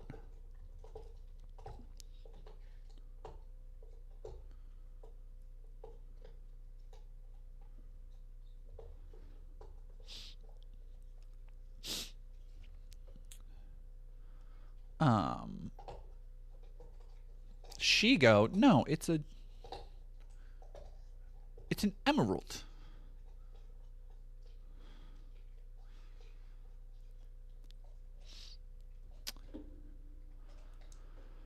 Anyway, so a couple of months ago, we talked about a game called No Mercy. And I didn't really talk about it at the time because it's not. I talked about the game. We had an at-length thing talking about it because it very quickly became a free speech, quote unquote, free speech thing for the right wing. Who were, everybody was like, oh, this is a free speech issue. Which for them, it wasn't. It was never about the actual sanctity of sexual expression and free speech. It was about the fact that they wanted to play rape games. That was the thing. And I was going to, because I'm me, do a video actually talking about it because I hadn't seen anybody actually explore the content of it. But when I went to play it, it's not worth... by very technical definition, yes, it is a game where you coerce people into sex. But believe me when I say, it is some of the lamest, tamest, cartooniest porn fantasy shit. Every article that came out about it, every way it was depicted blew it so far out of proportion that the defense of it from the Gamergate type dipshits was also completely out of proportion for what was mostly just it was just a not very remarkable porn game. It's just, Clown Royal, it's just non-consent. And I say, okay, it's just non-consent, and I'm willing to bet a lot of people who aren't familiar with porn games, pornography, the industry, aren't familiar that that is unto itself a fetish category. There is a reason that consensual non-consent is a thing. It is play, it is fake, it is fantasy for so many people. Now, this is Camino. This is what I've been describing as taboo kink for a long time. I'm pretty kinky, but none of my kinks stem from what's taboo. It's a phenomenon rife within American Christianity and fascism. Yes, exactly.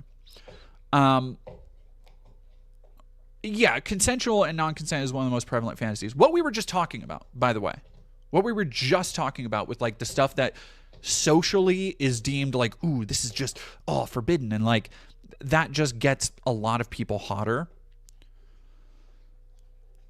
I think there are, and I want to be entirely clear, I think there are entirely valid and important conversations to have in this space about content like that and the attitudes that they can promote. Because I think it is incredibly harmful to have, I still do, I think it's incredibly harmful to have young men who engage with their sexuality, who are engaging, young people of any gender or sexuality, by the way, who engage through these things as their first like sexual awakenings or sexual experiences. People who are left to their devices too long on the internet from too young of an age. Lady, you have killed it. You have killed your toy. Why? Oh my goodness. Okay, well, it's dead. Leave it alone. They yeah, I shudder to think how ChatGPT is like, yeah, that's another thing. Sapo the Celibate Succubus, thank you for following. Opthumbs, thank you for subscribing. It's there are, I don't want to be like, oh well, this fucking game is no big deal, like there's nothing wrong with any of this, because no, it is, like, there's some stuff that is like, it's gross. I'm not gonna lie, it's fucking gross. But it was so misrepresented on all sides because I don't think anybody actually tried to engage with it. But at the same time, like, it itself, I played like an hour of it, just zooming through everything, and it's just a fucking self-insert harem fantasy generic visual novel piece of shit. Like, it really is truly, deeply, I cannot convey enough, not worth getting that fucking mad over. There are reasons why, though, and I am constantly in favor of like limiting porn access to like the youth for obvious reasons.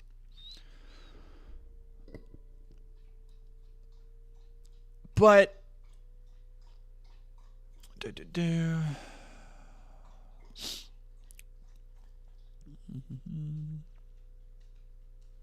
sorry, I'm going through making sure. I realize that there are a lot of, like, this is a heavy subject, and so if I'm pausing to go through comments, it's because I don't want to make anybody feel uncomfortable. I don't want to make anybody feel like I am saying something that is, you know,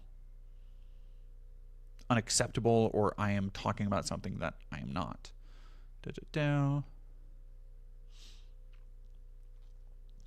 What games have I been playing? What have I've been playing Tony Hawk Pro Skater 3 and 4. I've been enjoying that a fair amount. I've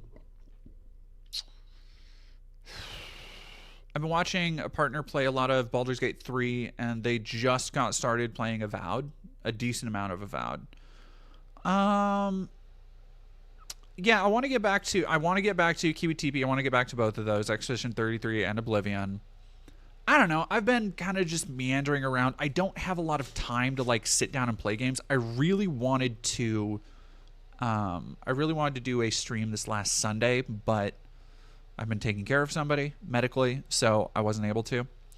I should be able to hopefully this week. I really want to do another game stream. I miss doing those. But yeah, all of that is to say that after a while, and this has been since taken down from Vice, don't know why, from friend of the show, Anna Valens, group behind Steam censorship policies have powerful allies and targeted popular games with outlandish claims. Now, this has had, let me see if a knock-on effect where now Itch.io has shadow banned, yeah, here we go, from IGN.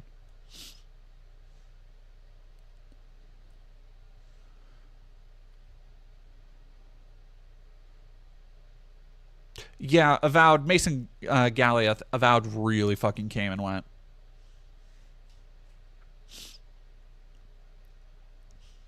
Yeah, agender witchery. I'm pretty much on the same path. I feel like a game isn't perpetuating real world harm. It's just better to ignore it if you don't like it. And like this sort of thing is why give an inch, take a mile. And like it's not the way it was depicted was as like one of the most heinous games ever created. Like the way that the group went about targeting it was basically depicting it as like a psychopath murder simulator almost. Like it was like Manhunt of porn games, and it's just not that at all. Unless we are going to start taking a shovel to all adult content and all kinks, this is really just an example of like, whatever, do your thing. Like, I don't care. Because it isn't that different from a lot of other taboo shit. And for so much of that stuff, you have to go, like, unless you want to really start cracking down and yucking people's yums, for so much of that shit, you have to go, like, this is just not for me, but whatever. Which is kind of where I fall with that thing. Like, yeah, I think it's gross, but whatever. Like, yeah, it's Puritanism minus Christianity. Well, Pact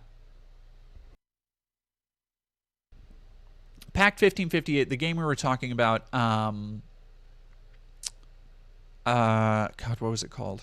I don't remember now. No Mercy was the game that a couple months ago got pulled. Over the past week, gamers have heavily criticized Australian group Collective Shout. The radical feminist organization has taken responsibility for changes to Steam's payment processors that resulted in the removal of various adult games with taboo themes. As Collective Shout wrote on its official website today, the group's targeted nearly 500 games for removal on Steam, with 81 titles that the group still wants delisted from Valve's storefront. As concerned consumers have dug into Collective Shout's history to better understand its future plans, many have missed a key aspect hiding in the public eye. Collective Shout has the backing of several prominent anti-porn groups. On July 11th, Collective Shout published an open letter to CEOs behind PayPal, MasterCard, Visa, PaySafe, Discover, and JCB. On the post, they include signatures from executives at such censorship-prone organizations as the National Center on Sexual Exploitation and Exodus Cry. Other allies include the anti-porn groups, Coalition Against Trafficking of Women, and UK.org Cease. Both NCOSE and Exodus Cry have previously encouraged the removal of certain online content they deem harmful, with NCOS in particular taking a strong focus on Steam. They want Honey Pop banned. Another hates the dancing Anka meme. Where's my goddamn nose spray? All right, give me 1 second.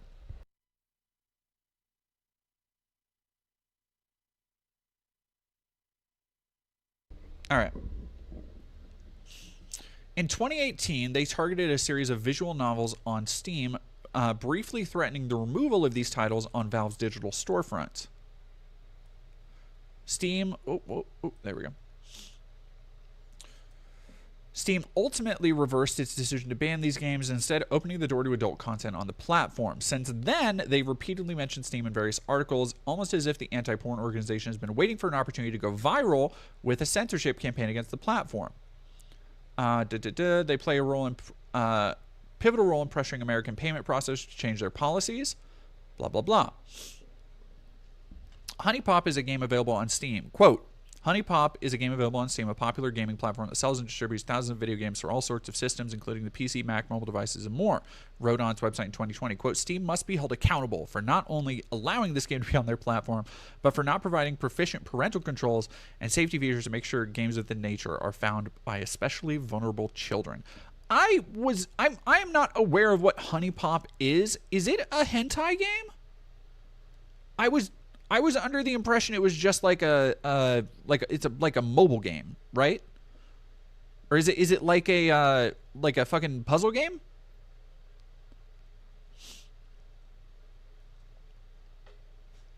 Match 3 game with images. Does it have, okay, when you say images, is it like, okay, here are scantily clad anime ladies, or like actual nudity? Meanwhile, Exodus Cry led a viral crusade against Pornhub in 2020, resulting in significant changes to the world's most popular adult content platform. Google it on stream. I will not. Still images mostly. Okay, there is nudity. All right. Match 3 hentai. Like, dog, match 3 hentai is... Match 3 hentai is crazy work. I'm not gonna lie. I'm not gonna lie. Like, y'all... People are out here on some crazy shit. Y'all are honking off and solving puzzles? Pick a struggle. Pick a lane. What? Craziness. Like if you're telling me, okay, hey, we have your Tetris, but we put porn in it, I don't give a fuck. Like, don't be showing me fucking, I don't know. Who am I thinking of? Angela White. Like, I don't care. I got Tetraminos to get rid of. Fucking Lisa Ann Larkin Love. Doesn't matter. Don't care. Those fucking lines are going down.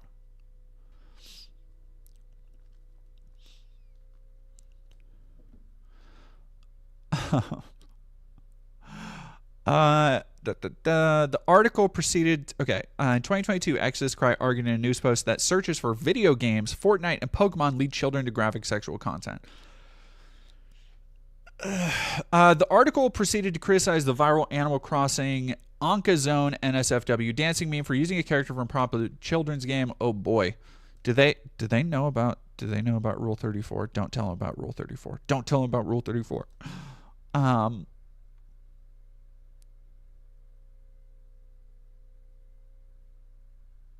Markiplier did a full series on it.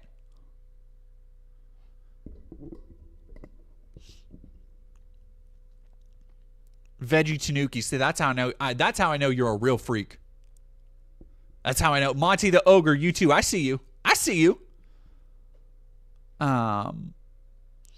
Yeah, like. So again, there are. Have a good night, Dirty O Jester. There are. There are valid points being made here, I think. It is taken to a level of extremity that is ridiculous, censorial, and like very puritanical. But yeah, there is something. I've wondered that myself, like just browsing and occasionally seeing like, oh, like when I first started seeing Fortnite porn actually popping up in like recommended shit, I was like, the game for babies? What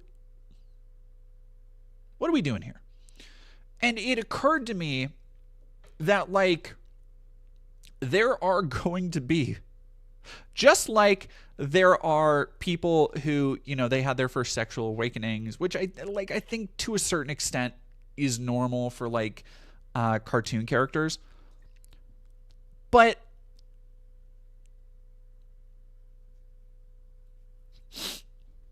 it's,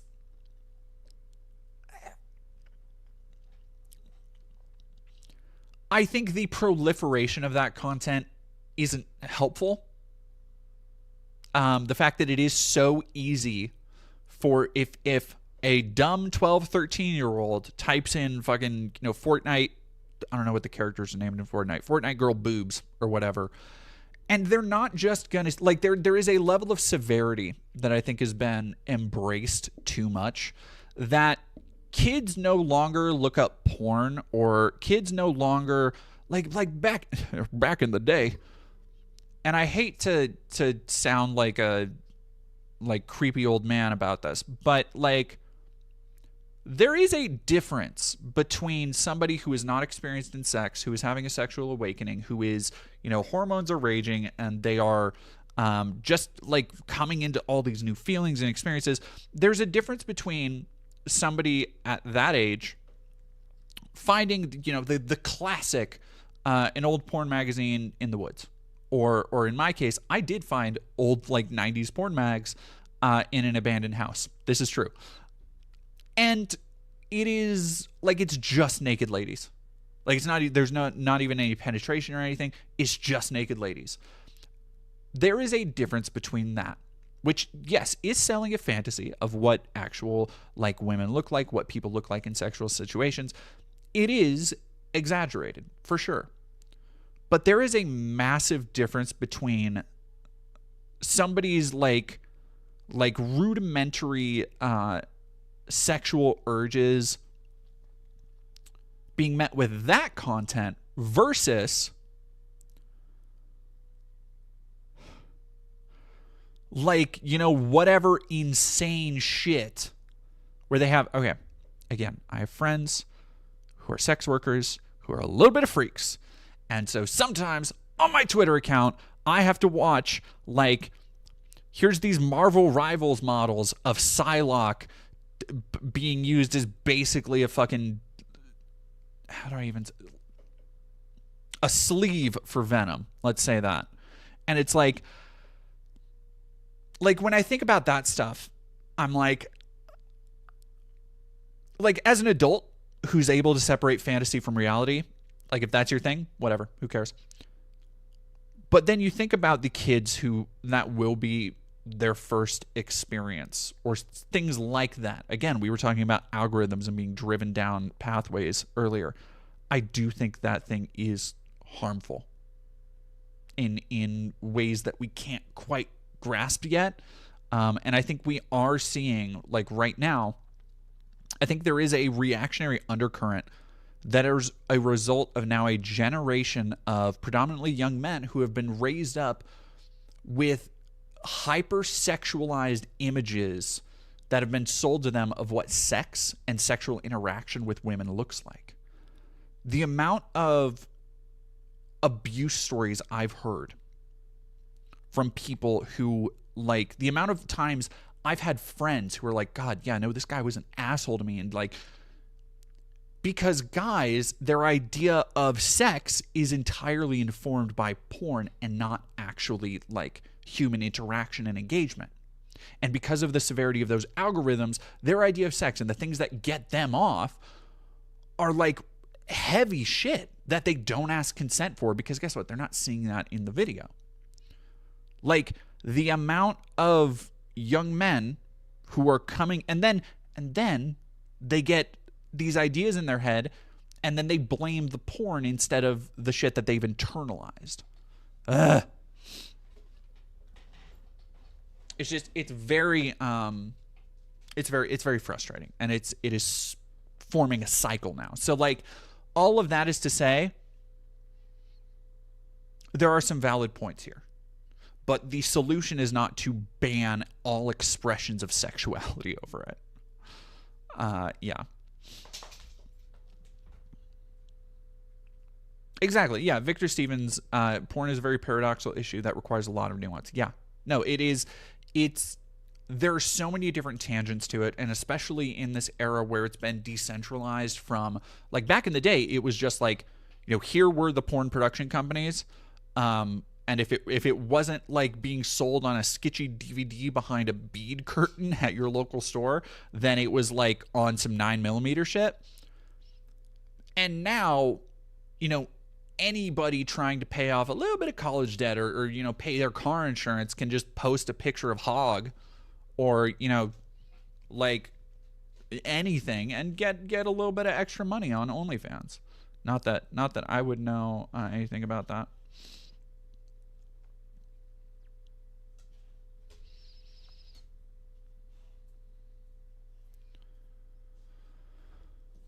Catch me on some 9mm thing. Hello. Oh, okay. Well, we have a guest today. Oh, no, guest is gone. Do you want to come up over here? Hey. You are just a little seal. That's what you are. You're a little land seal. You know what you are? Hey, lady. Sit. Hey, sit. You're a goofopotamus. That's what you are. Okay. Hey, do not tear this dress. You are being a goof. You're being a goof. Okay. All right. I'll be right back. I gotta placate this dog. Here you go.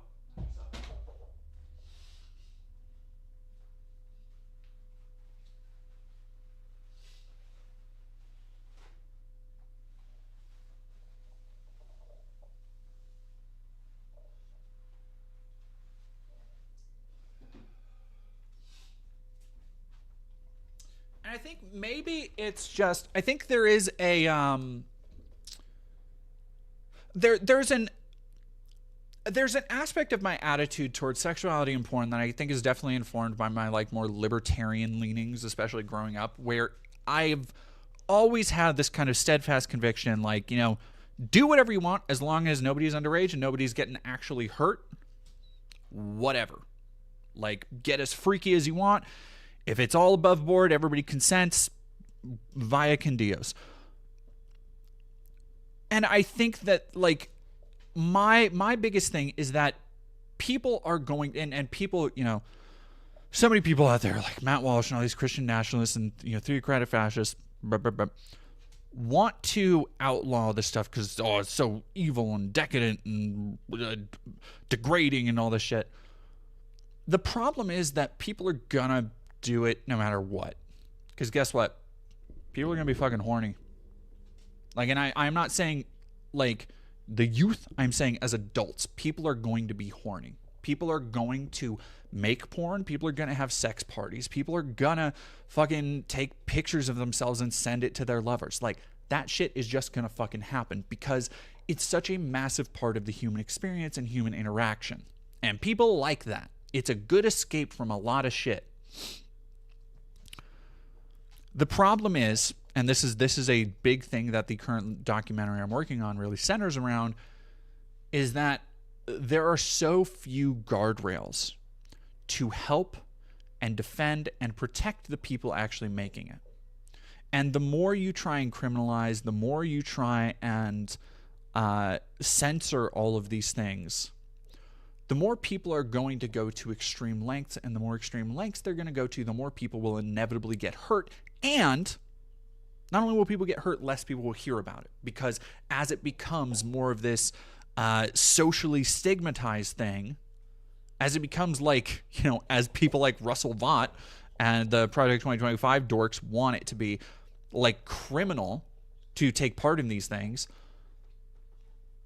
if people are hurt doing it, if people aren't able to seek out help without fear of catching a charge, then more and more abuse victims are going to go unheard.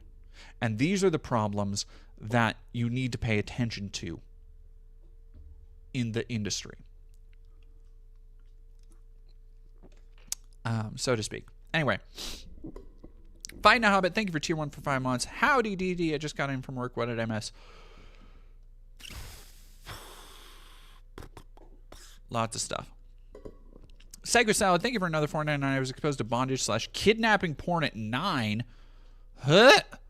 I feel lucky to be in my local kink scene where I'm now have a more realistic perception of BDSM. Good. Yes. Silly Demon Thorg, thank you for $1.99. What's your favorite landscape? Like painting?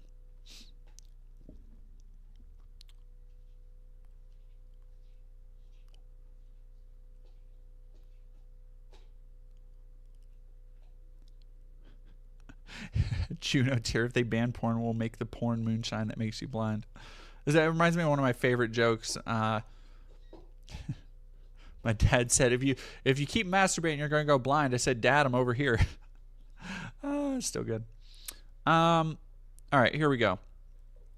The phrasing is misleading. New Horizons was actually most popular with adults in their 20s and 30s. The Nintendo title became a household name among millennials and young adult Zoomers stuck inside amid COVID-19.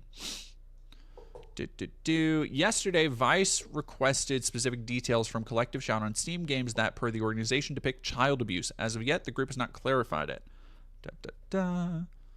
As this reporter covered, it seems incredibly unlikely that any adult Steam games depict underage characters in sex scenarios. Valve previously pulled a visual novel over a hidden, inaccessible file of an 18-plus scene with a character that Valve considered underage, even though the game's publisher denied the claim. The visual novel was only restored to Steam when the offending file was removed.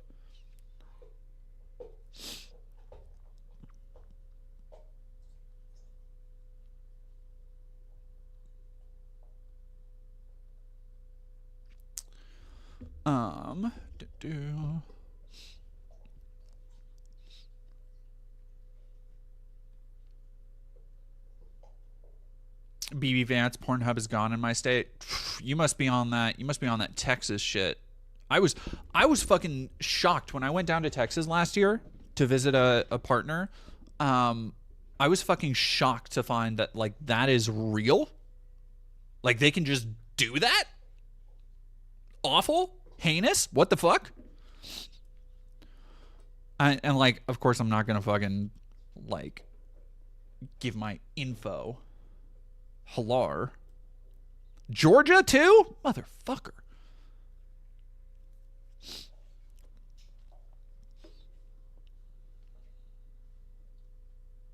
Are you telling me? I don't understand the U.S. They hate porn, but they're okay with guns.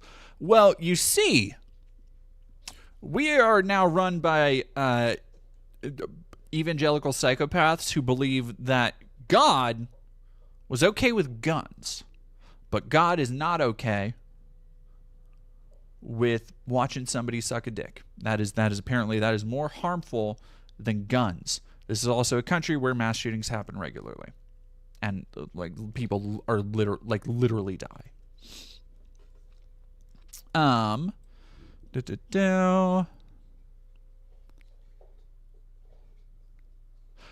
Okay, this is actually funny. Stop video game Detroit Become Human, depicting child abuse and violence against women be sold in Australia. Okay, when was this? 2018. That's wild.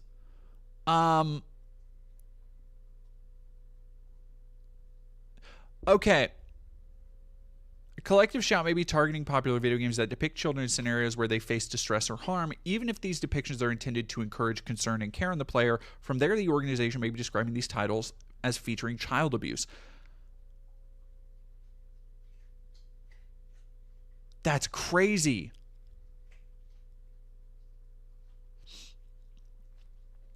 Like there is this overall it's a very patronizing project that I fear Zoomers and Gen Zers are gonna fall into more and more, where they want things to be more clean and less problematic and all this stuff. And what you're gonna get is just like, it has perfectly primed society for literally meaningless slop. Like, we're already at a point where the hogs at the trough, they can't get enough Marvel, they can't get enough Star Wars, they can't get enough shit with Funko Pops and action figures and all this other stuff. And now you're at a point where people are craving that stuff to have less meaning, less stuff that threatens their worldview. I don't go too far in on book talk because I don't fuck with book talk, but every time I think I've talked about this before. Every time I see a book talk video where somebody talks about like, oh, it has this thing, this thing, this thing, this thing, and they sell the book not based on what it's about, the emotions it evokes, but the tropes that the writer purposely builds the book around. Just a collection of shit that you know is going to be in the book that you already have enjoyed in other things, reconstituted into different gruel. It fills me with rage, like a frothing, violent rage, like on some fucking like Scorpion shit, like on some get over here. It makes me so mad. The idea that such a intrinsically important form of artistry and expression to all of humankind, for all of human history, as writing, as literature, is now being consumed on the reg by people who just want the same tropes fed to them over and over and over and over again, with no new ideas, no new challenges being presented to them. Just a coddling safe space of absolutely no literary advancement or understanding. And it's sad. It bums me the fuck out. I'm going to be so real. Yeah. Fighting Hobbit, thank you for 20 bits. If they're this upset about Detroit, wait until somebody shows them Outlast Trials. A lot of hanging dog and gore in that game. Fighting a Hobbit. You know what? I admire that studio's dedication to hanging dong. I must admit. Fighting Hobbit, thank you for 5 months. Howdy DD, just got in from work. Oh, sorry, I already read that one. Yeah, it's... No, because I would... Heart Splinters, I would argue they're even worse than Penny Dreadfuls.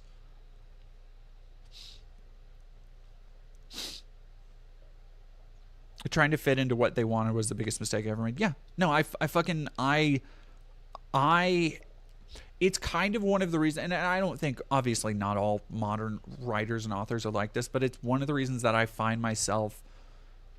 I haven't read a, like, modern book that wasn't, like, historical or documentary in some way in so long. Like, if I'm going to read fiction, I'm going to read, you know, like let me go through really quick. I have my little library app right here.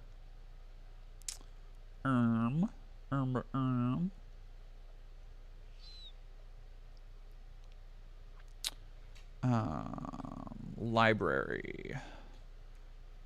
Marcel Proust, William Gibson, Ulysses, James Joyce, Kafka. I've been on a real Joyce kick and Kafka kick lately. Faulkner, I mentioned that in a video not that long ago. Ray Bradbury, Nietzsche, some Black Library books, so like Warhammer stuff. Katie Stands by Justin Hill, Autobiography of Red, that was recommended to me by friends.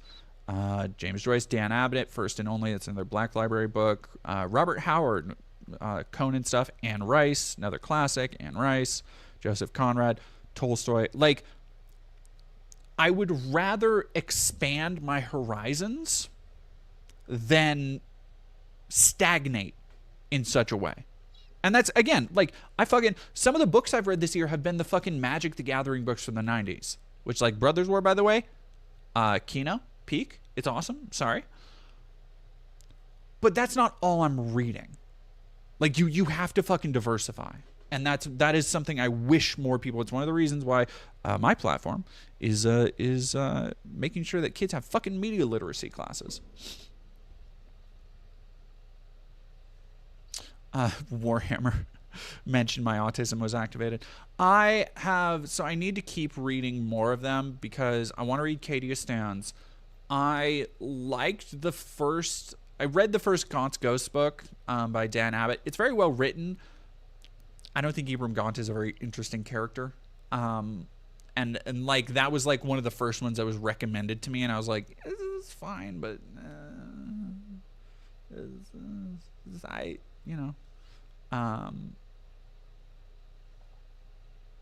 yes, it's aight.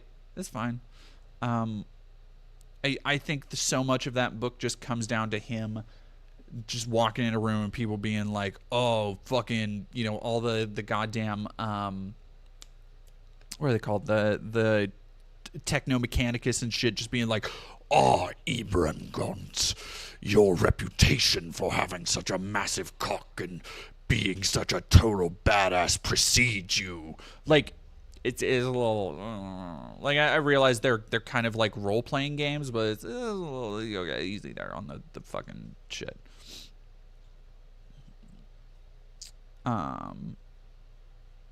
Where do I keep finding the Magic the Gathering books? The ones I found, so I do have a Magic the Gathering book that I bought, a physical copy of. It's one of the Kamigawa books.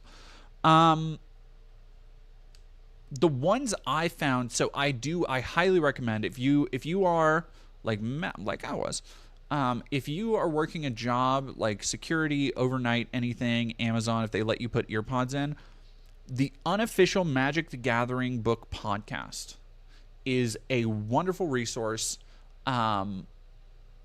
Phil Lawson, Losted, does a decent job of reading through those, and I highly recommend listening to his read through of the Brothers War, and if not that, you can find it somewhere else online. They aren't that hard to find. But yeah.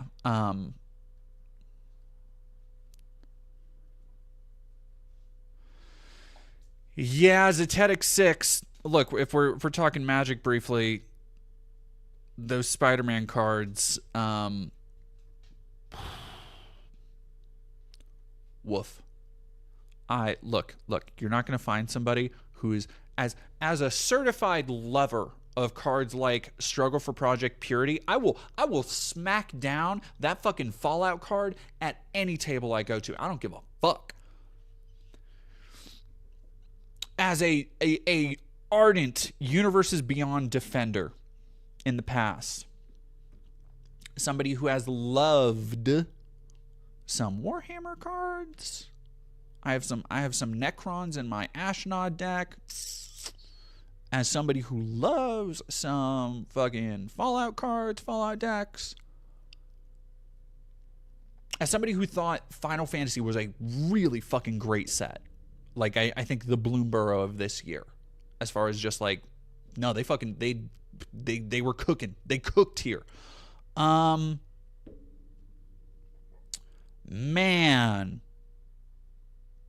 That Spider-Man set looks like shit, dude. I'm not even gonna, I can't even sugarcoat it. Cheeks. Fucking just, Wizards just pouring a big old bowl of bootios. Just fucking cheeks all over the place. I've never really been, like, I'm having more of a visceral negative reaction to the Spider-Man set than I did to Aether Drift. Well, so Victor Stevens, I'm so sick of Magic the Gathering crossovers, cool original content again. Edge of Eternities comes out this weekend. And that's the thing that, like, it perfectly exemplifies a terrible timing for the Magic the Gathering brand, because, like, Edge of Eternities looks like it's going to be a pretty solid set. Like, a solid as, it's a set. They got Kavu and Slivers and Eldrazi in space. Let's fucking go. But then everybody's just talking about fucking Spider-Man and some of the Avatar cards, and I think it looks, I think in particular that Spider-Man set, I am generally, like, I am so curious on the behind the scenes of how that thing is coming together, because already I can tell you my greatest fear was realized, is that they needed to lean into the supernatural elements of the Marvel Universe, and they're not. It is just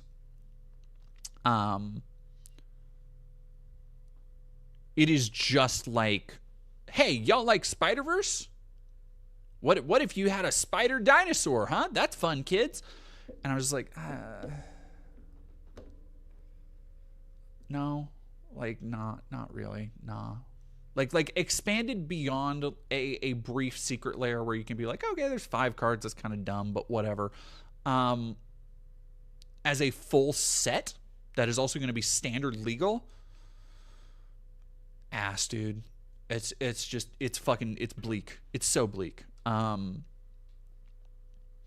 Like, I really wish what they needed to do, and the big problem is that I think they were, and maybe if Spider-Man doesn't do well, which I've seen nothing really positive about it yet, which was not the case with Final Fantasy out of the gate. I think Final Fantasy, much like Lord of the Rings, much like Warhammer, like, there are enough elements that it still fits within, like, it can fall in line with the various other planes of Magic. And what they should have done, god damn it, what they should have done, Wizards, if you fucking would have listened to me, which, I mean, whatever, this has been in the works for a while, but what they should have done is my idea, where instead of being the Spider-Verse, it is the Spider-Verse through the lens of the Magic planes. So instead of New York and Spider-Man, it's, what if Ravnica had a Spider-Man? What if Innistrad had a Spider-Man? What if Kaldheim had, what does a fucking, like, giant wizard Spider-Man look like? What does a fucking Dominaria Spider-Man, like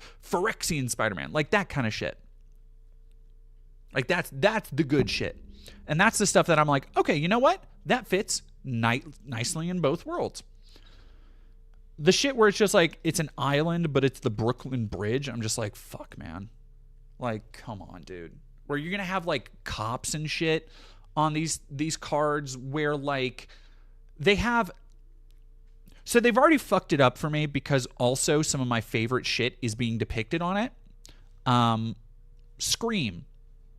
The red female symbiote is a card, is a symbiote, but not a named legendary character. It's clearly Scream in the art, but it's just like treated as a generic, here's just a symbiote spawn.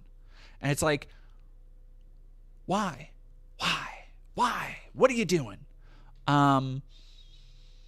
Yeah. Fighting Hobbit, thank you for 50 bits. Did you see the Red Band trailer for the Hellraiser game? A horror game that's not an asymmetrical horror and is solely single player experience. Steam, unban my account, pump it in my veins. I did. And not only that, I believe it is made by Saber Interactive, who I have been, if y'all have been following me for 5-6 years, you know I've been fucking riding or dying for Saber Interactive. The goats who brought us Terminator Resistance, Terminator Deus Ex, let's fucking go, chat. And then brought us RoboCop Rogue City, one of the best games. Was that last year already? Or was that the year before? Damn. I think that was the year before. Anyway, RoboCop Rogue City is goated too. So I do trust them. I really do trust them. I think that's a really cool... they've done it up right. Like they've done it up right before. They have a little bit of a jank. They have a little bit of a Euro jank in their blood that I appreciate, but they have consistently improved time over time while really staying true to... I think one of the underrated aspects of their games is how much they like really deconstruct and understand the licenses beyond just aesthetics. One of the things I really loved about RoboCop is that instead of... Because, you know, when in the original RoboCop, and I think in RoboCop 2, I've only seen RoboCop 2 once. In the original RoboCop, there are the little interstitial, like, satirical commercials. To work that into a video game setting, they have, like, actual TVs that will play the similar satirical in-universe commercials throughout the game.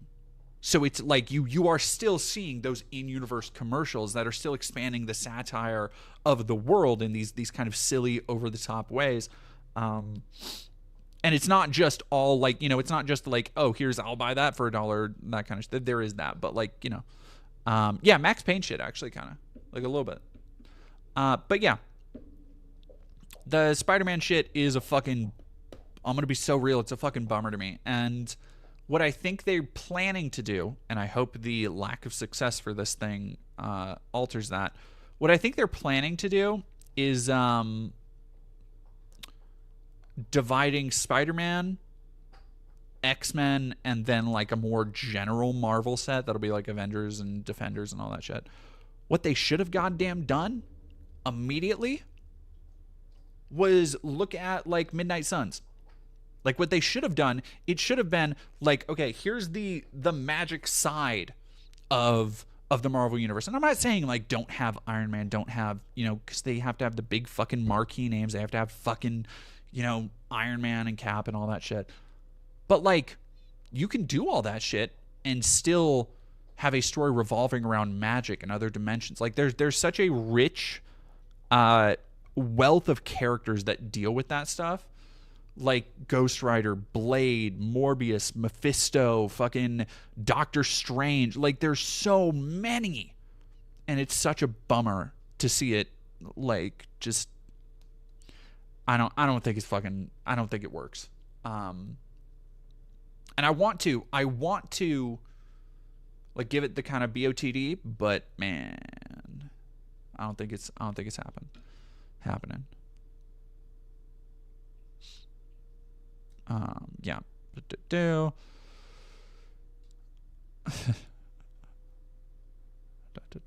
Where's the other parts on here?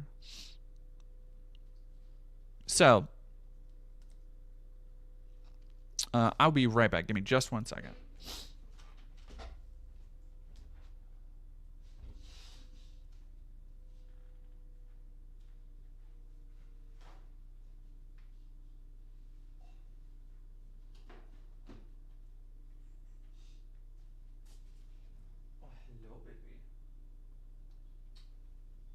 Okay, my kitty is feeling a little bit better with the painkillers. I'm gonna give her some food real quick. I'll be right back.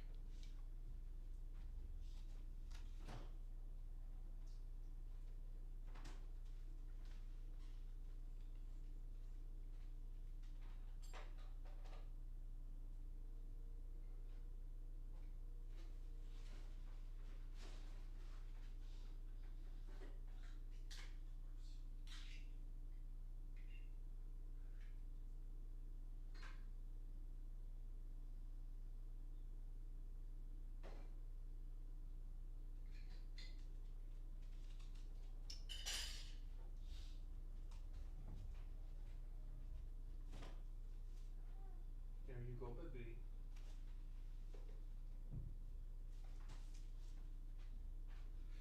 She's such a sweet baby. That's so sweet. She did. I know she's feeling a little bit better because as I walked by her cat tree, she did her little like roll over, like reach out for me with her paw thing. Okay, good. She is the only problem with giving Miss her meds is that she doesn't fucking like. I have to. I do the thing where thankfully they gave them to me in liquid form because cat's too fucking smart. She doesn't. If I put any powdered medication or anything in her food, she won't eat it. She like can smell it. But I just have to like grab her little head and squirt the stuff into the back of her throat, and it's very unpleasant for her, but it works. I just wish I could like just explain to her like, hey, I know this sucks, but you like it will help. But she unfortunately doesn't understand words. Optimistic audience, anyone here other than me playing Midnight Suns? I'm kind of always playing Midnight Suns. Like I go back to it every couple months. It is a damn good game, but I don't know, it's a lot of game. It's a lot of fucking game. How's your friend's hands that got stitched? She's doing a lot better. We should have, I think we're getting the stitches out in 2 days. Pretty close. We're getting there, but she's doing so much better. I'm very happy. Yeah, so let's talk about this real quick. Itch.io suddenly pulls NSFW adult content from browse and search pages after critical pressure from payment partners. This is another in a long line of similar things. Comes just a week after Valve booted a long list of adult games from Steam and updated its storefront rules to say it would no longer allow content that violated the, quote, standards set forth by Steam's payment processors. Prior to this, some users had reported being unable to purchase Steam's games via PayPal for several days. Quote, recently we came under scrutiny from our payment processors regarding the nature of some content hosted on Itch. The platform said today in a statement, due to a game titled No Mercy, which was temporarily available before being banned back in April, the organization Collective Shout launched a campaign against Steam and itch.io directing concerns to our payment processors about the nature of certain content found on both platforms. I love how they don't fucking hide what actually happened here. Like a bunch of people... So Collective Shout essentially, purposefully misrepresented games and their content to payment processors who just care about how like their business relationships are depicted. Like no payment processor is gonna fuck around and be like, well, let's look into like, nah. How do we fight this censorship? I honestly, I don't fucking know. There is a give me un momento.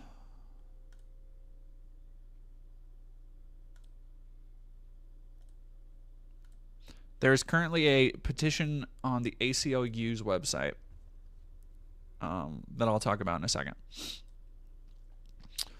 Launched in April and removed within days, No Mercy was strongly criticized for its depictions of extreme sexual violence and incest. Itch and Valve pulled the game, and Collective Shout, which has continued to push for games featuring sexual assault or abuse, to be delisted. Last week, now I think this article does do a disservice to not bring up the fact that their definitions of what constitutes abuse are incredibly broad to the point of being like blatant, almost practically lying at a certain point.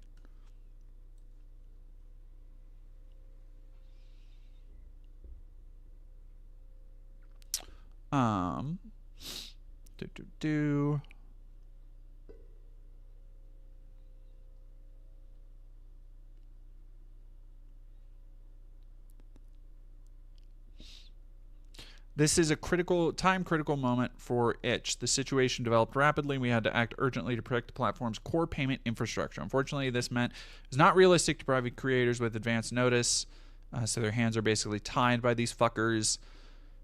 More than 20,000 adult games previously available on the storefront, and criticized the abrupt move as feeling panicked and heavy-handed. Others have said that previously purchased content is also currently unavailable to be re-downloaded. I haven't checked.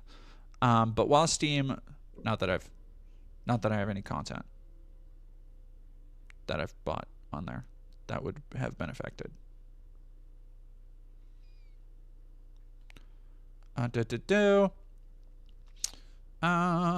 Itch has said it will now conduct a comprehensive audit of content before introducing new compliance measures, indicating that some currently hidden games will return. Indeed, various games that were rating 18+, as they feature sensitive themes but not pornographic adult content, have been caught up in itch.io's actions, such as the IGF award-winning Consume Me, a semi-autobiographical indie strategy game that explores teenage eating disorders. Yeah, we talked about Hulk Hogan, rest in piss. Other games, however, will be permanently unavailable, with impacted developers due to be notified in the coming days.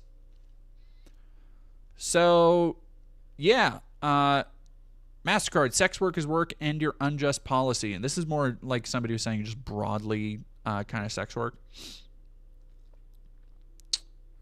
I guess...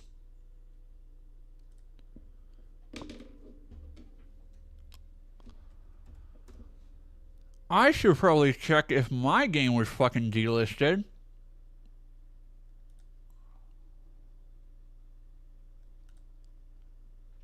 Okay, no, it's still up. Okay. Because I think my game had a... Oh! Holy shit, somebody left a Steam review, or a itch.io review on my game. That's crazy. Give me a second. I haven't had a review on this thing in 4 years. Reduxist, have I talked to Anna Valens before? I don't remember. I think years ago. Yeah, the review says... This game came at the perfect moment in my life. I'm currently questioning my role in society as an artist and trying to find meaning in amidst of the global chaos we are going through. I don't know you at all, but thanks for this piece of art. It really helped. Aw. That means a lot, actually. I love that.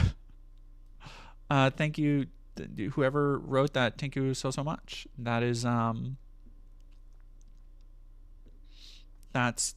that's very heartening to me as somebody who is, I've been really working in between all the other shit I've been doing. I've been trying to find time to continue working on my movie script and my novel, which has been hard to do because when you spend all day writing stuff, when you spend all day writing shit, it kind of doesn't matter what shit you're writing. Like when I have to write thousands of words of, you know, a script for a video for a channel because that's what's paying my bills, I don't have time to really be like, okay, now I'm going to put aside spoons to write later on this thing. It's like, nah, not really. But yeah, if for people who don't know, let me watch the trailer for the video or trailer for the game. You can go buy To Dawn and Back right now on itch.io still. And this is this game came out. So To Dawn and Back is a junky little art game piece of shit thing I made 5-6 years ago now. What is the premise of the game? Do I have it in the thing? Yeah, I think I had the premise for the game. As Jacob Lee, you've been sent to live with your aunt in the last days of winter vacation following a terrible family tragedy. Meet new people, make choices, and explore the spaces between dreams and memories. That's the basic premise for the game. And God, 4 years ago. Whew. But yeah, I had before I had designs on. I was very close to starting production on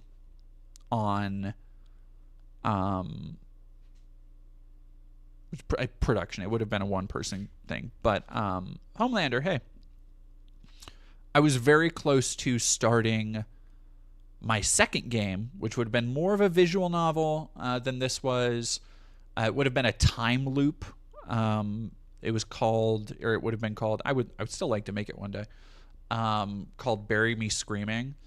And God, it had such a fucking cool, like, alt history premise, with like this giant ritual time loop with like witches and time, like repeating shit. It was, so good. Anyway, yeah, Bury Me Screaming never ended up happening, but To Dawn and Back did.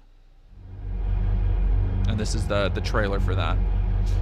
Great, by the way, great fucking soundtrack by the GOAT, the God, Avith Ortega out of South America, who was generous enough to let me use basically the entire album of music that was very clearly modeled off of Akira Yamaoka. And you can hear that. I modeled this trailer after the opening of Silent Hill 4. So if you're a Silent Hill head, you can probably tell a little bit with just like the stylistic aspects of it.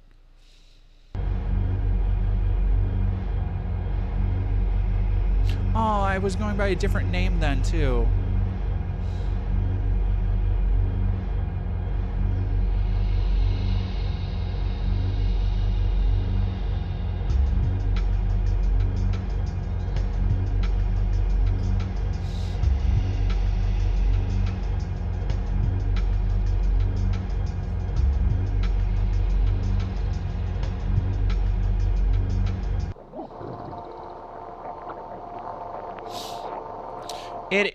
It was made in and again, like, I have no knowledge of coding. It was made in an engine called Smile Game Builder that is this jank ass kind of knockoff RPG Maker engine, but it lets you do first person. And ever since I was a like little tiny baby, I had wanted to do a game that used, like, literally, I remember as a kid like wanting to make games with sprites in the style of Doom. And yeah, Vampire the Masquerade was a lot of immersive sims were a inspiration in this game because it is very much, I would like to remake it or remaster it at some point, but it was very much based on like the Warren Spector's driving ethos behind things like the original Deus Ex and the Looking Glass games, and that was like a game world that reacted to you, the player, beyond just like shoot stuff, it dies, where your actions have slightly more consequences and often in entirely unexpected ways.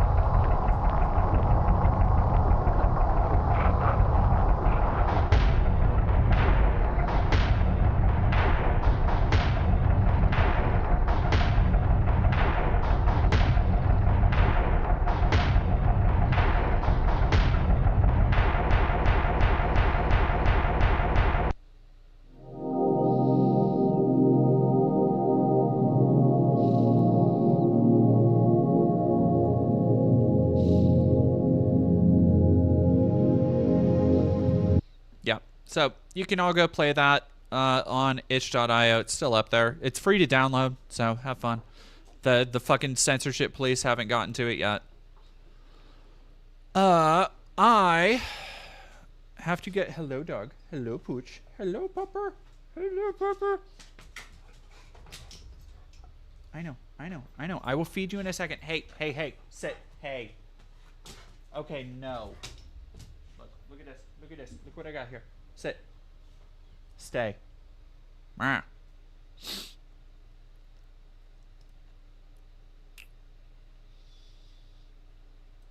It does. I do want to give content warnings for it. It does have. It doesn't have any sexual assaults or anything, but it is. There are depictions of like abuse, manipulation, coercion, violence, gore. It's weird gore. It's like I don't know. It's. I guess it's. You could call it kind of Lynchian. It's very Silent Hilly. But like, okay, here's the basic. Here's my elevator pitch to people who haven't played To Dawn and Back. What if Silent Hill was one of the levels from Deus Ex where you wander around, and instead of monsters that try and kill you, all the monsters are depressed and you can talk to them. That's and then depending on who you talk to during the day, it changes your dreams at night. Like that's the game, basically. I do not have time for a video, Brutus. I'm actually a little bit late already. I have a cutie I need to go see, but we're gonna go. Oh yeah, I have that game. I have tons of backups for it. I have all the files and shit. Let's go. Ooh, Farah, Rin. Let's go say hi to fellow trans streamer Lyra Lore. Go say hi. Go like, subscribe, do all that stuff. Tell them I sent you. And I hope y'all. I'm gonna try and stream Sunday if I can. But other than that, I hope y'all stick around to the channel, stay tuned, and have a wonderful rest of your night.